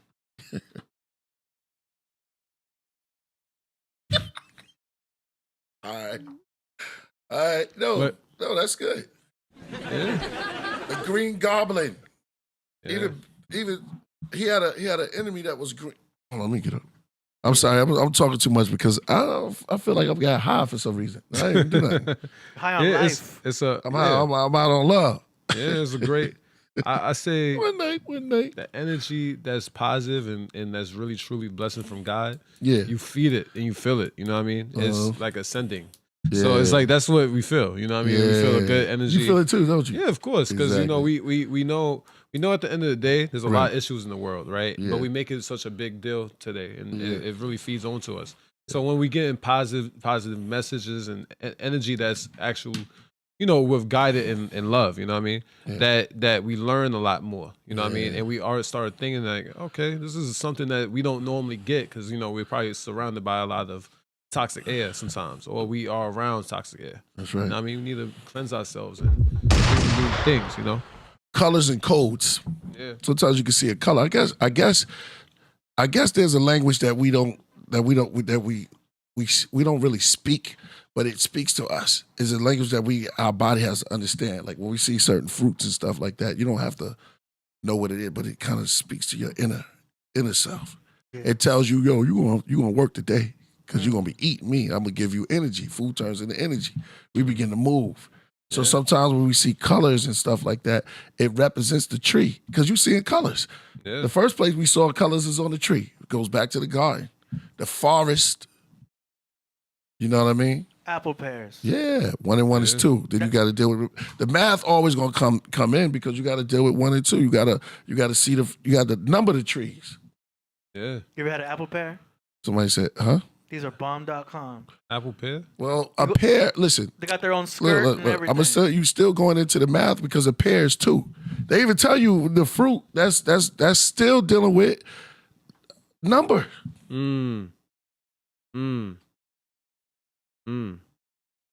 Blackjack. Let me see. No, for real. You're still dealing with the aspects of the math, energy. That's it. No more. Yeah, listen. I just saw Bruce Leroy. Who was we talking about? David Banner? He was puny, right? David Banner, yeah. But they ain't messing with him when he was the Hawk. Or was he the Hawk, or was that a higher self of him? I like the way he said that was a different personality. But you could mix that in with any type of what's it, terminology? What's the word? But yeah, the Hawk was the deeper strength, the strength that was out there. It was everything opposite of David Banner. Exactly. That rage, the power, exactly. All that type of stuff. He couldn't express that. You talking about Bruce Banner? Yeah. You said David right. Banner. I'm thinking of that song Like a Pimp. I thought it was Bruce, I be forgetting. I ain't gonna lie, I be forgetting Hawks. I didn't say I was perfect. I be forgetting. I know the one of the superheroes. Yeah, exactly. Yeah, Bruce Banner. Bruce Banner. Who's David Banner? Because I know David Banner sings Like a Pimp. Oh, okay, Bruce Banner. Yeah, see, I knew there was a mixture there. I knew. Yeah, but see, that shows you the strength. Right. I call him David Banner this whole time. I got to get my superheroes together. Yeah. Yeah, you thought I was talking about him. Right. Shout out to David Banner though. But it'd be one of those names. I ain't gonna lie. I mix them We all. want to get cut. That was if I Salo. play 5 seconds, I'm good. Yeah. Okay. If I play 10 seconds, I'm not. Yeah. Exactly. We got a super chat. Japanese. You said Japan. Mm-hmm. Their elevation of Bruce Banner. Mm-hmm. Bruce Lee. It's Godzilla. Oh, Godzilla. Come up out of that water, yo. But he started eating them. It's like, damn, this nigga's breathing fire. Mm-hmm. That's why we say we spit fire, spit flames. That's what you're saying. Everything's slang, AD. Mm-hmm. You know what I mean? True that. All right. Let's go. Darth Hillian says, you also check out Godzilla -1 in the. Ooh. It's Japanese, has a really good story and character. Exactly. Mm-hmm. I love Japanese. It's been a while since I saw the original. You do? That's my shit. Sushi. Sushi cool. What's Japanese food other than sushi? I like teriyaki beef and rice. Yeah. Clean white rice, jasmine rice, some teriyaki beef. Not too much on the tempura. They don't do fried rice like that. That's Chinese. Chinese are the masters of fried rice. Yeah. That's more. Yeah, I've ate some. And Mongolian. Oh yeah, Mongolian. Yeah, I saw them at the shop. They got the noodles too. But what we did, I like Vietnamese. They do the pho. They got the udon. Yeah, they got the pho, the udon, and then they got rope, like shoestring noodles or something like that. Hey, like Korean. Koreans got the meats. Yeah, they do. The Korean barbecues and all that. Yeah. They got that. Real small. They got that. Little rices though. The rice is small, but they got the kimchi. Kimchi is that. Good probiotic. They like barbecue. Yeah, they like it in barbecue from. You know what I mean? Yeah. I was thinking of shimchi. I'm getting hungry. Shimchi. Yeah. Shimmy. Oh, shimmy. Yeah. Shimmy. Shimmy, y'all. Shimmy, yeah. Yeah, shimmy, yeah. All right. Okay, we got another one for. Oh man, you are the promoter of the night, bro. Yeah, that's right. Shout out to Stranger. Sponsor. Today's show is brought to you by Stranger. He says, Priest stepping into that Stevie Wonder vibe with the shades. I like to say, no, it's not really. Wish he would tear up "Knocks Me Off Me Feet" by Stevie. She knocks me off of my feet. No, that's. Fun fact: the first bar RZA sampled off. Oh yeah. Ooh, baby. No, let's go. That's Overjoyed. Stevie Wonder. Oh, I got. Hey, put in. I think there was. It was. All right now. Priest, you just feel good. You good, man. You also had the nitro. Yeah, at the night show. Cold. But that was a long. We've been up here for a very long time. Yeah. Okay. Yeah. We've been. Yeah, we have, right? I mean, the effects of coffee. So coffee has a half-life of 10 hours. Yeah, you got what's it called? What you call caffeine is in your system for a long time.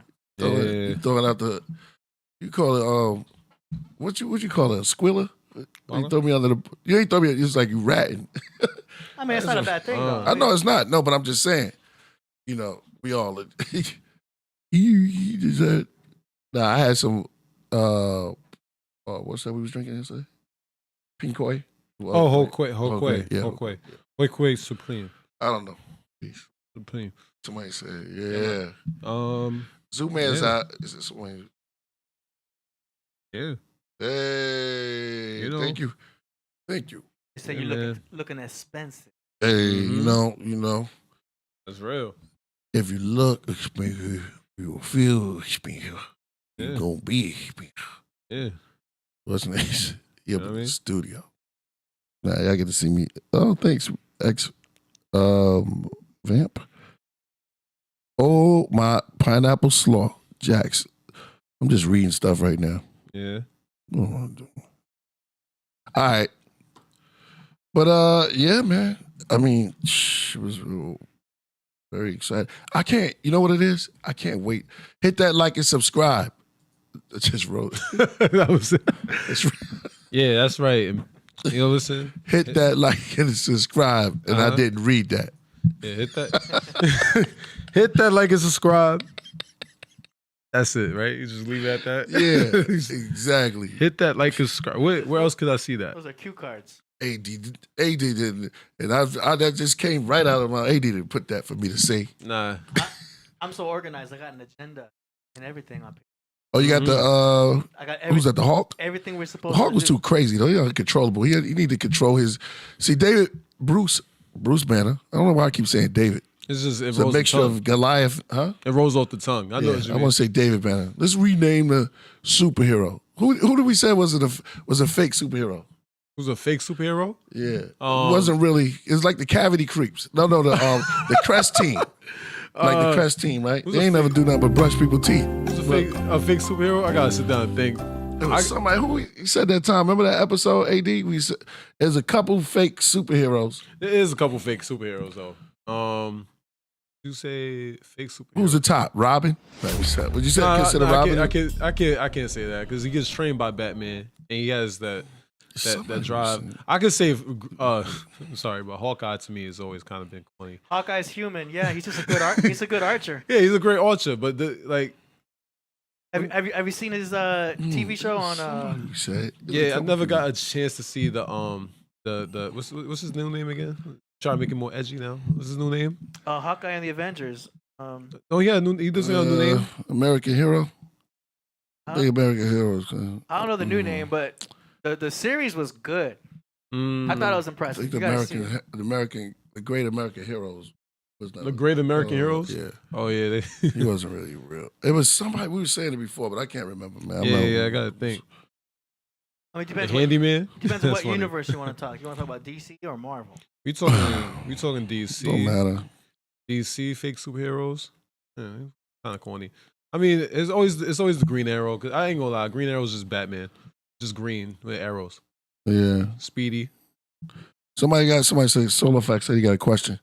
Hit that super chat, man. Hit that likes. But my boy is in the building. Hey, Buffalo Chief Salinas. Salute to Solo Gems. And we got to still talk about some football later. You know what I mean? It's getting down to the wire. Yeah, let's hit it. The wire. Yeah, let's hit it. I told Corey Hokers and I said, the Eagles lost. Mm-hmm. You know what I mean? Cowboys wasn't having it. Yeah. Oh yeah, that's facts. You know.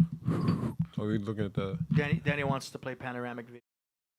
Okay. Bet. Shout out to Shroom. We got new music. That's it. I'm out. I'm crashing right now. Yeah, you ready to move on to the next segment? Yeah, let's go to the. What you got something to say? No. I was going to just say, yeah, we can go into the movies. Yeah, let's move to the music section, right? Move to the. Oh, you said movie section? No, I said let's move on to the music section. But I said movie. That's a good section. Eventually, we'll have a movie section. Oh, that'd be dope. We can only show photos of the movie, not the actual movie. Oh yeah. Or really, There's a really couple short of movies clips. out there I want to talk about. I can show 2-second clips. Yeah. Okay. Like I did with the Limitless. Mm. You know what I'm saying? Yep. All right, y'all ready for the song promotion segment? I got a big spike in it now. Yep. Let's go. Boom.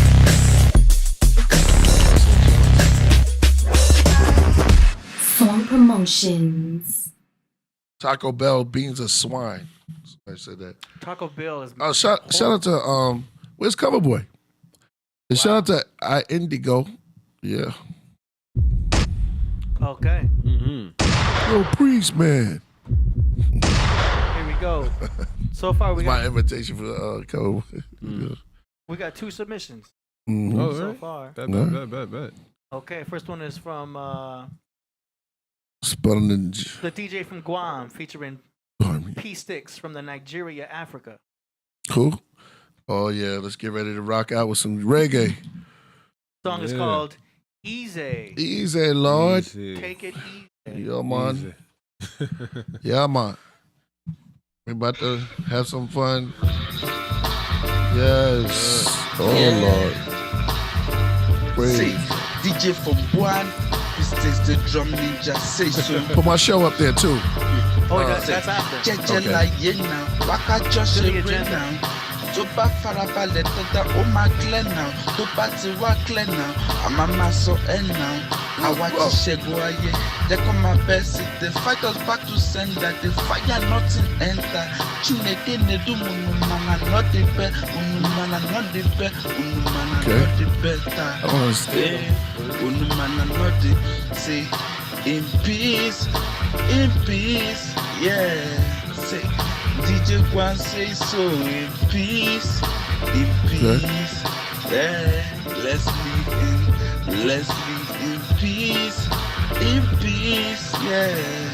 Hey, Learn to DJ read Kwan Ancient say Sumerian. So, in peace, An introduction, complete beginners, volume 2. Say, ooh, my brother, take it easy on yourself. You know it's not easy, so please take it easy. Say, ooh, my sister, take it easy on yourself. You know it's not Dr. easy, Josh. so please take it easy. Say, ooh, my brother, take it easy on yourself. You know Ooh, it's my not God. easy, so please take it easy. Say, ooh, I'm gonna read some my ancient sister, take it Sumerian easy in here. on yourself. See if I say it You know right, it's Dr. not Josh. If I don't, easy, so please take it easy. Fire burn.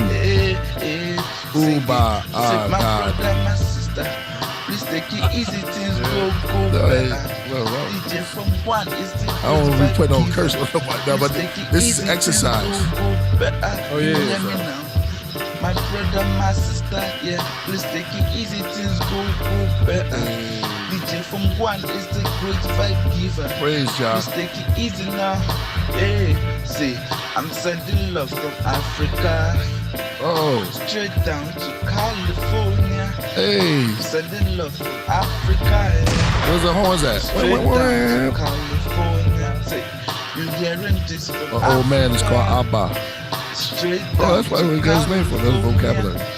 Sending love from Africa. And he. Straight down to California. Alright, You hear me wow. say, T, my wow. brother, take All it from easy Dr. on Josh. yourself. You know it's not And easy. Dr. Megan. So please take it Ooh. easy. Shout out to Carl Sagan.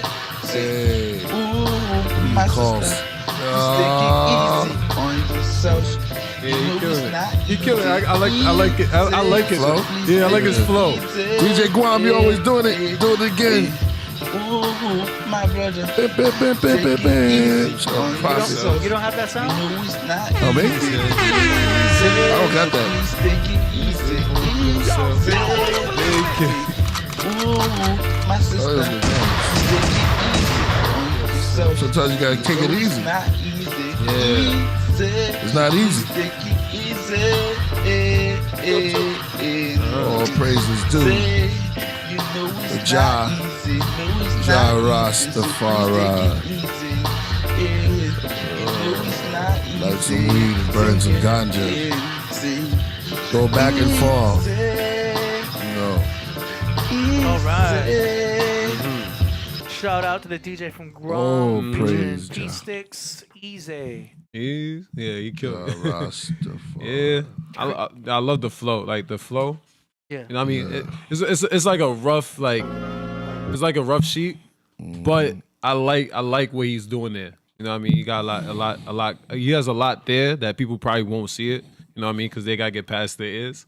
You gotta hear what he's saying, and you got something cooking there. You know what I mean? Cooking. I think it's still cooking. Wow. I like that, KP. Bless up, man. I love it. So well, man. Good, you know. Yeah. Good for the soul. Yeah. Oh, for sure. All right. Shout out to DJ from Guam. Next up, we've got FG Postmortem from Long Island, New York, Orlando, Florida. Yo. With a song called Walk Straight, produced by Mawan. Get up. Stand up.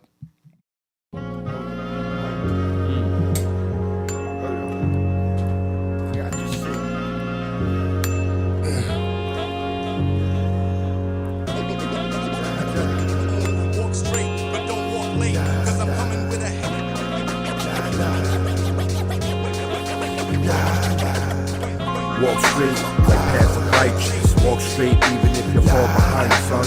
Walk straight like sobriety test. Walk straight like edge. Walk the ledge. Walk straight like path of righteous. Walk straight even if y'all fall behind, son.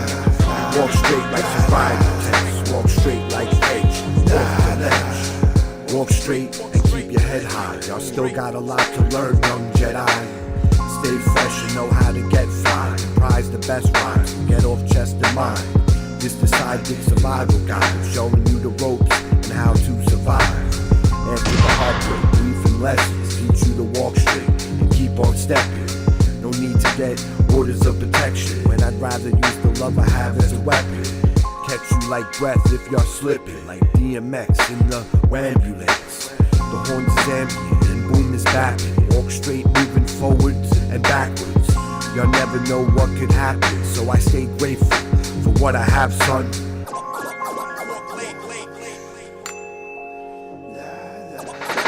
Walk straight like path of righteous. Walk straight even if you fall behind, son. Walk straight like sobriety test. Walk straight like edge. Walk the ledge. Walk straight like path of righteous. Walk straight even if y'all fall behind, son. Walk straight like sobriety test. Walk straight like edge. Walk the ledge. Walk straight like path of righteous. Walk straight even if you fall behind, son. Walk straight like sobriety test. Walk straight like edge. Walk the ledge.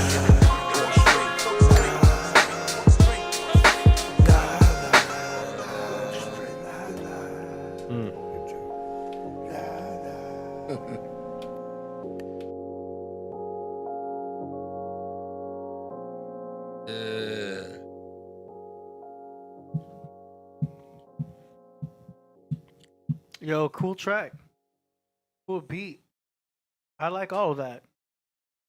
Very well. well. I got nothing else to say. Yeah, very well. Very great submission for the episode, and it goes with what we were saying today and being healthy and easy on yourself. You know what I mean? Go everything all over. Just shout out to FG Postmortem. You know what I mean? Great message. But that was a dope one because he didn't even hit us with a comedy this time. He just hit us with something that was real. Yeah. You know what I mean? And that was dope. That was fly. He says it's real boom bap. That's right. Yeah, it definitely is. That was. I don't got even any complaints about the mix or the master or anything. I had nothing to say. I think that was just cool. Yeah, man. What you think, Priest? The words of knowledge born. Tremendous. That's hip hop mix. I got to, hold on, let me do. Shout out to Knowledge Born. Forever. Yeah, that was dope. That was on a smooth tip. It's hard to get Knowledge Born, but that was the emergent of two worlds right there. Mm-hmm. That was dope, man. I like the flow. of it. I like the sound. I think it was smooth. Why your cat looking at you like? Yeah, I don't No, know. he's just waiting to get pet. Strange. Yeah, he just wait. He's patient. Yeah, he be You should see staring how at you kind of weird. He'll sit like a gargoyle, waiting to get fed. Very patiently, he'll just sit there and Sounds just like a troll. Just, I look over at him. He's just got that resting bitch face on. Yeah. Let's see the rest of it. He's just waiting for his Yeah, food. Right now. he knows when you supposed to. Yeah, cats be here, man. You don't. Yeah. They'll be taking over, trolling you. Yeah, I work for him. Yeah, you do. This is his. You never house. own a cat, y'all. Yeah. Cats are on you. Yeah, man. All right, hold on. Just I'm feeling all right. Yeah, that's it for song promotions. Unless somebody submits in the next 5 minutes. Yeah. Priest, did you want to? Before we get to your. Oh yeah, definitely. Yeah. You said. I got everything on schedule. You heard that laugh I just did? Oh, a little creepy laugh. Yeah, weird. That was weird. Everybody got a creepy laugh. Oh hell yeah! All of us. I thought it coming in different fashions. What about his laugh? Ho ho ho! Oh. Yeah, that ain't a little kind of ain't a little creepy. I don't know nobody laugh like that. Say a little creepy with that one. Mike, yeah. Well, I don't know nobody laugh like that. Ho ho ho! That's a weird. I ain't gonna lie, Peter. Yeah, I ain't gonna lie, Peter Griffin. Guess that laugh, y'all. Peter. See how many y'all can guess the laugh. Peter Griffin. But it's crazy though. Quick thing about laughter though. That's why I love about laughter, because laughter really shows personality and shows you who you are. More disaster. If you watch One Piece, just if you don't watch One Piece, right? Just look up One Piece laughters. It's something that they do for every character. They all got something unique, but that just results on personality, on who they are. You know what I mean? And it shows you what they feeling at that moment, so how they laugh. Yeah. Laughter's a very special gesture. You know what I mean? We don't do it enough. It's the power of the sense of humor. Yeah. Mm-hmm. Draymond Green's off the hook, yo. Gavin Shaolin says Draymond Green, you ain't no joke. He be slapping everybody. He crazy. At this point, Draymond Green is no joke. He's the bully of basketball. I don't care. NBA's the bully. It's something about Draymond Green. Draymond got a You don't be playing. He has a what I like to call a football perspective on the basketball. It's funny. I understand it though. I dead understand it. Like, it don't even, people might not understand it. Like, respect the game and everything. Yeah. But like that he plays with passion and emotion. That's right. And I know that for a fact. Like, it might come out, it's going to consume him, but he plays with a lot of passion and like he gets really ingrained in the game, in the competitive spirit. So I do respect that from Draymond, even though you know what I mean, you don't want to get ejected out the game though. But that's my own saying about Draymond. You know what I mean, I respect Draymond's game a lot. You know what I mean, because people won't appreciate his style of play. Yeah, exactly. But I can't answer the phone now. I don't know why people call me when I'm. I can't talk right now. It means they're not watching. Yeah. Please play. Let me see. Lotus Flower when y'all. Yeah, we're gonna play Lotus Flower at the end. Okay. So you were doing a little sports segment there, solo. Yeah. I mean, okay. I mean, you got to hear my voice about sports right now. The season is going crazy. Like I said, Draymond over here, getting ejected. You know what I mean? Respecting him in the football world. You know what I mean? If y'all didn't know, I'm a Ravens fan. You know what I mean? We number one. We looking great right now. Yeah, I do. You know what I mean? All facets of life right now. Lamar's killing it. They won't give him his props, but I'll say he's killing it right now. Our defense is playing fantastic, even though we just gave up a high score. And that special teams punt return by my boy Tyler Wallace. Doing my thing, man. We doing our thing. With 10 right now, we're first in our division, so we looking great. Yeah. And what's going on in the NFC? What's going on in the NFC? The NFC is the Cowboys. Yeah, the Cowboys is looking good. I ain't gonna lie. Am I a little scared of the Cowboys? A little bit. I ain't gonna lie. You know, Dak is playing out his mind. He's playing out his mind. All due respect, Cowboys. I'm still waiting for y'all to Cowboy. You feel me? There's a Pro Bowl event coming, huh? Oh, Pro Bowl, yeah, that Pro Bowl. He said that like, yeah, there's a Pro Bowl and a Super Bowl that's coming. the Pro Bowl though, they're all getting together and. I mean, the Pro Bowl, I mean, at this point in my life, I'm not excited to watch it. But, I mean, you know, I would check it out and just see how corny it is this year. Hopefully they change up the rules. Hopefully they change up something. So. You know what I mean? But, what can I say? You know what I mean? Ravens, we taking it this year. You know what I mean? That's just me being biased at that moment. Yeah. Look great. We look great. But, yeah, Cowboys. Right now, if I had to put it, it's Cowboys and 49ers in NFC. And right now, it's really whoever you prefer. You know what I mean? I think they both look good. So, I mean, yeah, that's really it. I give Russell Wilson props. Russell? Yeah. Oh, yeah, Russell Wilson. He's doing his thing, too. Oh, yeah. No, I can't, you know. LeBron won the little in-season tournament. You know what I mean? That's not no championship. The championship was at the end. I don't know why they putting that like now. You know what I mean? You got to mention it. You know, LeBron. I know. I have a strong opinion about that in-season tournament thing. But I mean, look, you got to give credit. You know, LeBron shows you he's a capable leader in big game situations. You know what I mean? Beat the Pacers. I mean, so he's sitting out the Lakers game. Oh, he's sitting out the Lakers game from a sore calf, right? Oh, I mean, you know, he used to play for the Cavs. That's funny. Yeah, the sore Cavs. That's a good one. I'm on fire again. Yeah. Hey, AD. Yeah. Play him. I just sent you something. Play that for him. All right. Real quick. Yo, you know when you're at your family house? This is good. This is kind of dope. And then you have the well, yeah, I'll let the clip. I just found this one funny. Check it out. We need the sound. Maybe Bart went out to the mall. One time. Maybe Bart went out to the mall. Hey, man. Come on. Yo. All right, yo. Hit me with all right, go ahead, go to the next one. We must show the lion. Who is the? Because my man Rick. Oh. You know what I'm saying? Sweet lion love, bro. Yeah, that's right. That's what we do. It's compassion, man. Yeah. Damn. Yeah, man. Come on, that's ferocious love. That's what you call that's ferocious love. Why the fuck you lying? They call that beast. Why you always lying? You know what I mean? She like, she said, why you lying? Go ahead, hit me one more with the kids. Real affection the next right one. there. Yeah. All they said they wanted is love and affection. Let me be your angel. I'll be your protection. See, that's what happened afterward. Hey. See that? That's the roar of fire right there. You see that? Yeah. That's kids. They almost look like bears, like the perfect mane. Sometimes it look like a bear, but that's him and his. But Hito trying to get up in there. But Hito, you're not part of that, but you are a feline though. Shout out to Hito coming with the dander. Yeah. We just finished the music. I just want to say thank you, AD. Thank you, Solo Gems. I want to say thank you to the Podcraft, the Craft Board, the Rocket. That's right. Also, thanks Jem Veda once again and Rick coming through, man. Yo, listen, brother, you were all, man.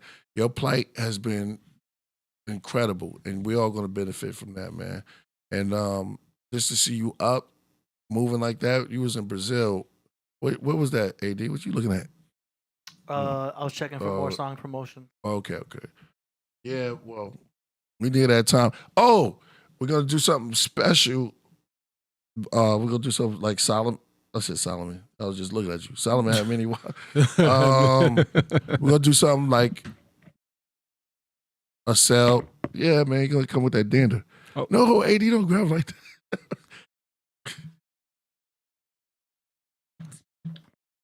It was just like, but they never land on their back though.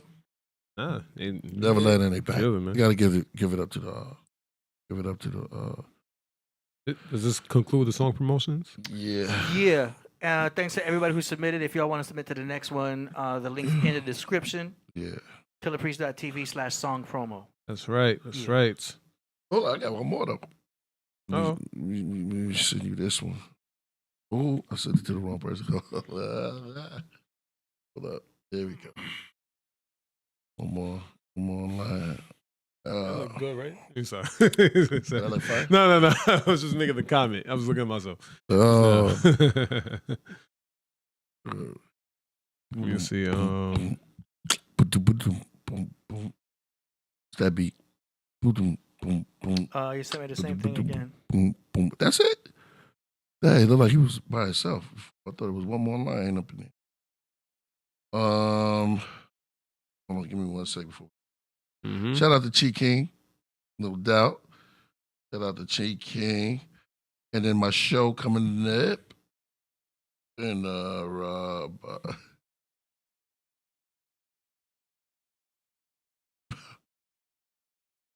Shout out to John Newsom. Shout outs to everybody. No, we gotta get out of here. We gotta get out of here. Shout out to the Lions. Shout out to Blue Go. Oh, and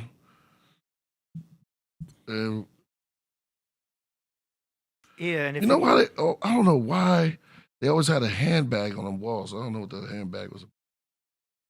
And if y'all looking to get your tracks mixed and mastered, go to studioad.pro. $99 per song. First song is free. Mix and mastered. Yeah, I know. Or if you just want your song mastered, it's free. First song is free. If you just want songs mastered, it's $49 per song. So check that out. studioad.pro. Link is in the description. Yeah. Sorry, that's right. No, you good. You know, I'm just going through the because we curriculum. No, because I like to put stuff on, but some of this stuff I just put down. Also, what I like to say, listen, it's almost the Christmas season. Get your family something special, right? You know, something, a loved one. You know, somebody, maybe a coworker. You know, we got the Killah Priest merch going on. You know what I mean? Get yourself something. Yeah, we about to special. play Bible. Yeah, You know what I mean? Shout out to Brian. I'm sorry, Salo. You good. No, you. It's the advertisement. You know, and make sure you get something special. You know what I mean? We have a lot of merch going on, and make sure you check that out at the Killah Priest podcast website.com. And the link is in the description. KillahPriest.tv. KillahPriest.tv. Ooh, look at that. Yeah. My advertisements. I'm sorry, but look, that's what you gotta get this right here. Look at this mug right here. Look at it. Looks good. Special. You could get your little customized name on it. You know what I mean? Mine says Coach Solomon because, you know, I spread coaching in terms of like giving advice, but it's just Solomon. And I'm gonna make an announcement too. I'm converting to a new religion. All right. I'll announce that soon. All right. I'll show y'all what I'm converted to. So just y'all can write it all down and stuff to see what I'm converting over, changing my whole religion. I'm changing everything. So yeah, I'm actually changing my name right now. I'm in the process of changing my name right now.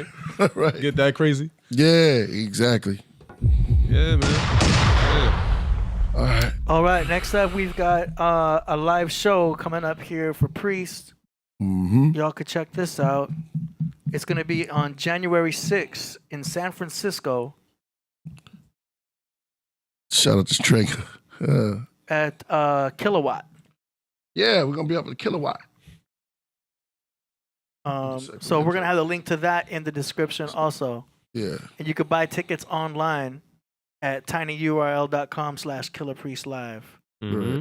That's going to be the official link for all future shows to buy tickets. Hey. Right. So there's that. You may have also seen that in the YouTube post. That's right. So that's the upcoming live show. We've got a super chat here from Stranger. It says, 80, make sure to edit this video. That dude, Ryan Conley, was calling you your government. Oh, that's okay. That's right. I know. He knows me as Adrian, so that's fine. Somebody said flat earther. Which I'm okay with. You know what I'm saying? Like, I changed it to AD to get away from the Rocky reference. It's a merge of two. How would you say? I changed it to AD to get away from the Rocky reference. You know, the, hey, yo, Adrian. Hey, yo. Yeah. So I got tired of that in high school and switched to AD. Gotta respect that. But yeah, it's all good. I'll probably be doing an edit for the show anyway to separate both segments. I like that. Priesthoods. Yeah. I've been doing that lately.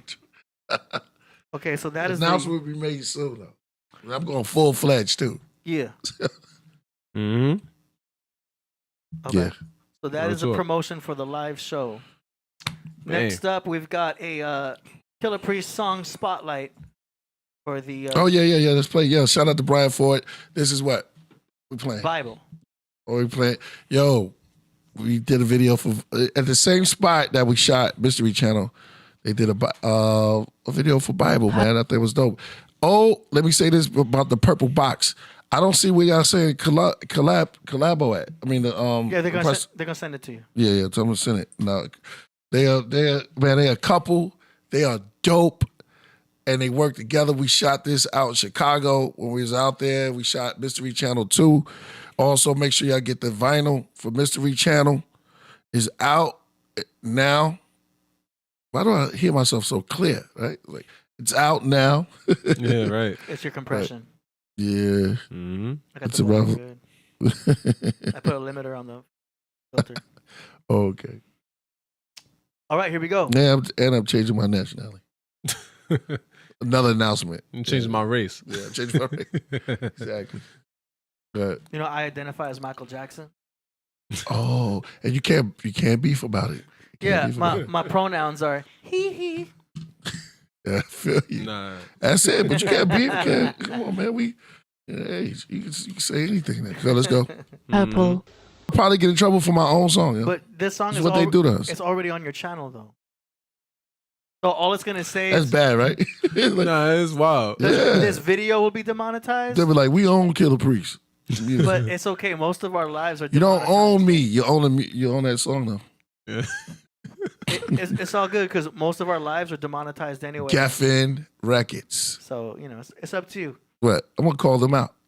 Okay, because we're gonna upload this to your channel anyway. That's bad, right? You can't even play your own song. Yeah, that's kind of weird. Yeah, that's kind of. Yeah, now I feel like.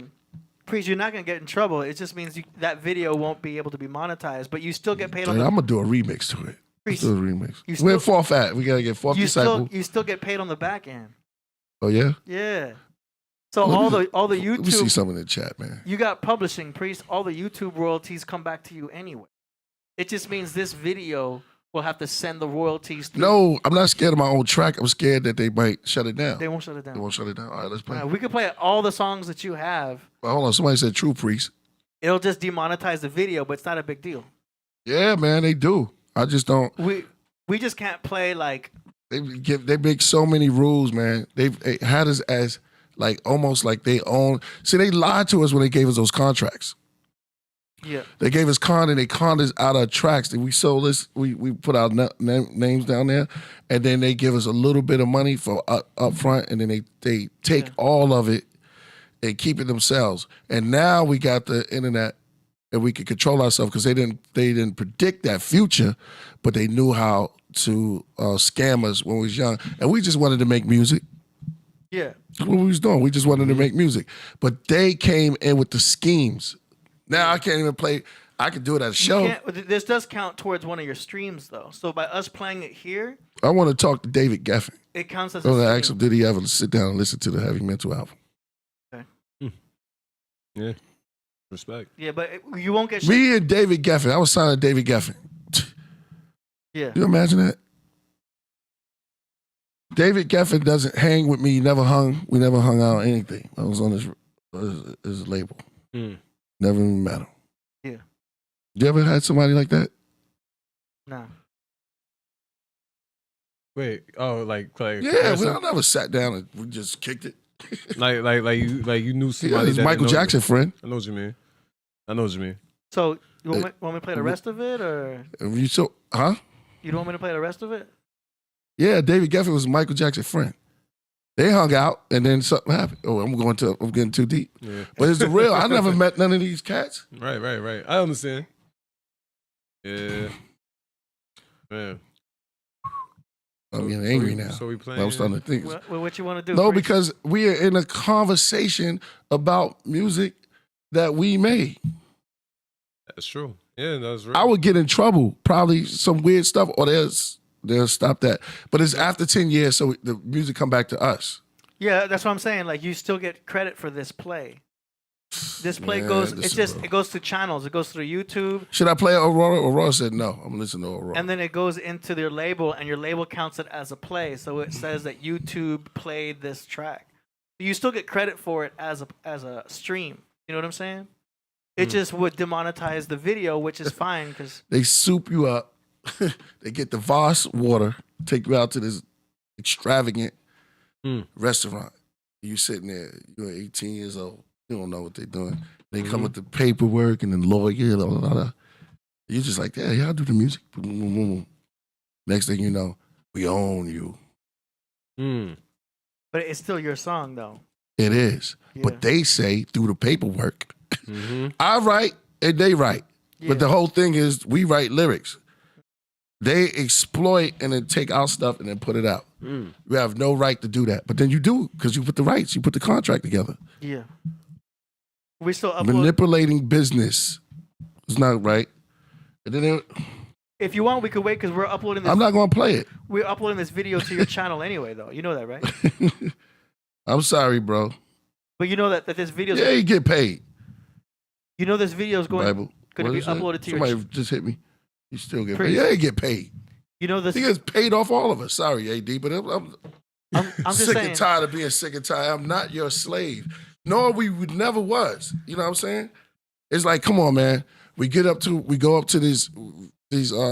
See, somebody sat down and put all this thing together. They said, okay, you the artist, but how we gonna steal all your stuff and then you get the promotion, but that's it. But it still counts as a stream. I would never go back to them. And I'm telling you, these labels, I would never go ahead and sell out my music that I created here and here. And that's for all our producers. It's like, yo, we're sitting up here talking about, and they don't give you no phone call. We don't have what's the name said the other day when he was here. If we get sick, I said there's no yeah, I know what you mean. No nothing.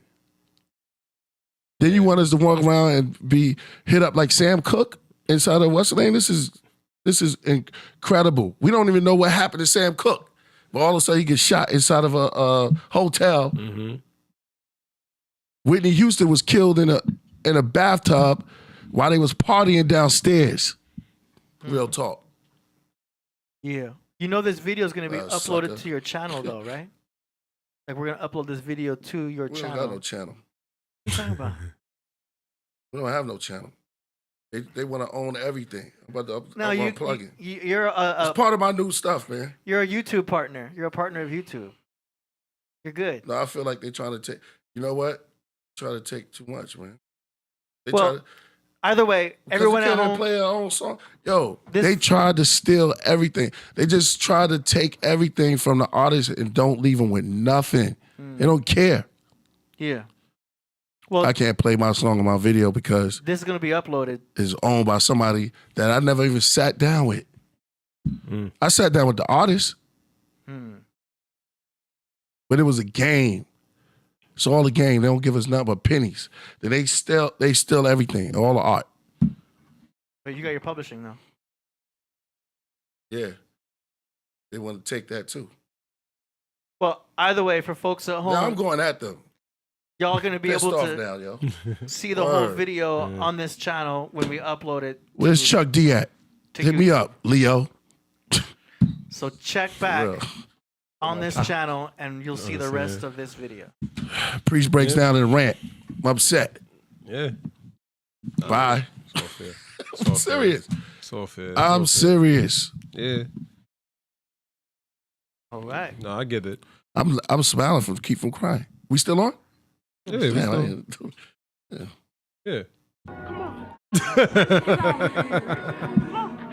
Man. Peace. Understand. Peace to everybody, yo. Peace, y'all. If y'all want to check out the merch, KillahPriest.tv. Check out the merch. Y'all can also get the CDs and vinyl and the DVDs. You'll never see me again. I'm gone. Bye. We're gonna be back. Y'all be sure to check out the merch at Killah Priest website. I'll wait till the Wicked Witch. Damn, we got that whole sample in there? Yeah, wow, yeah, I ain't know on this one. That's real. That's real. Y'all can check out the store. on the YouTube channel. Get your merch now for Christmas. These make the perfect gifts for stocking stuffers and actual gifts for family and friends. Yeah. All right. And with that, yeah. Peace, yeah. Peace. See y'all next time. Yeah. Panoramic. That's what I'm pulling up right now. See y'all on Monday. Shout out to Gavin Shaolin. And shout out to Stranger. Shout out to Stranger. Stranger Things. Priest featured on a compilation album I was on called Bridges and Heights in Brooklyn in the late 90s. I can't get his song on my song. The A&R was Solomon and the producer was called Mercury. Priest, do you remember doing that? The what? It called Mercury. Yeah. Man, I'll tell you, bro. I started thinking about some of the things that I'm talking about the old industry. That's why.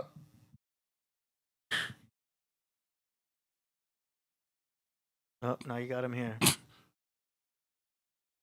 Can't stop him. Nah. Yeah. He just threw some. He's throwing dander at you, yo. Yeah. No, I know. Look, I see. I know. We gotta get out of here, yo. I saw that. He just kicked that. I saw that. I saw that. No, I saw. It's all good. Man, It's MoreMito. MoreMito. Y'all saw that, right? Yeah, I know. I'm out of here, yo. That's wrong, man. He just threw it. I saw it. Yeah, it's crazy. Man. We out of the woods now. We out of the woods. No longer Hollywood.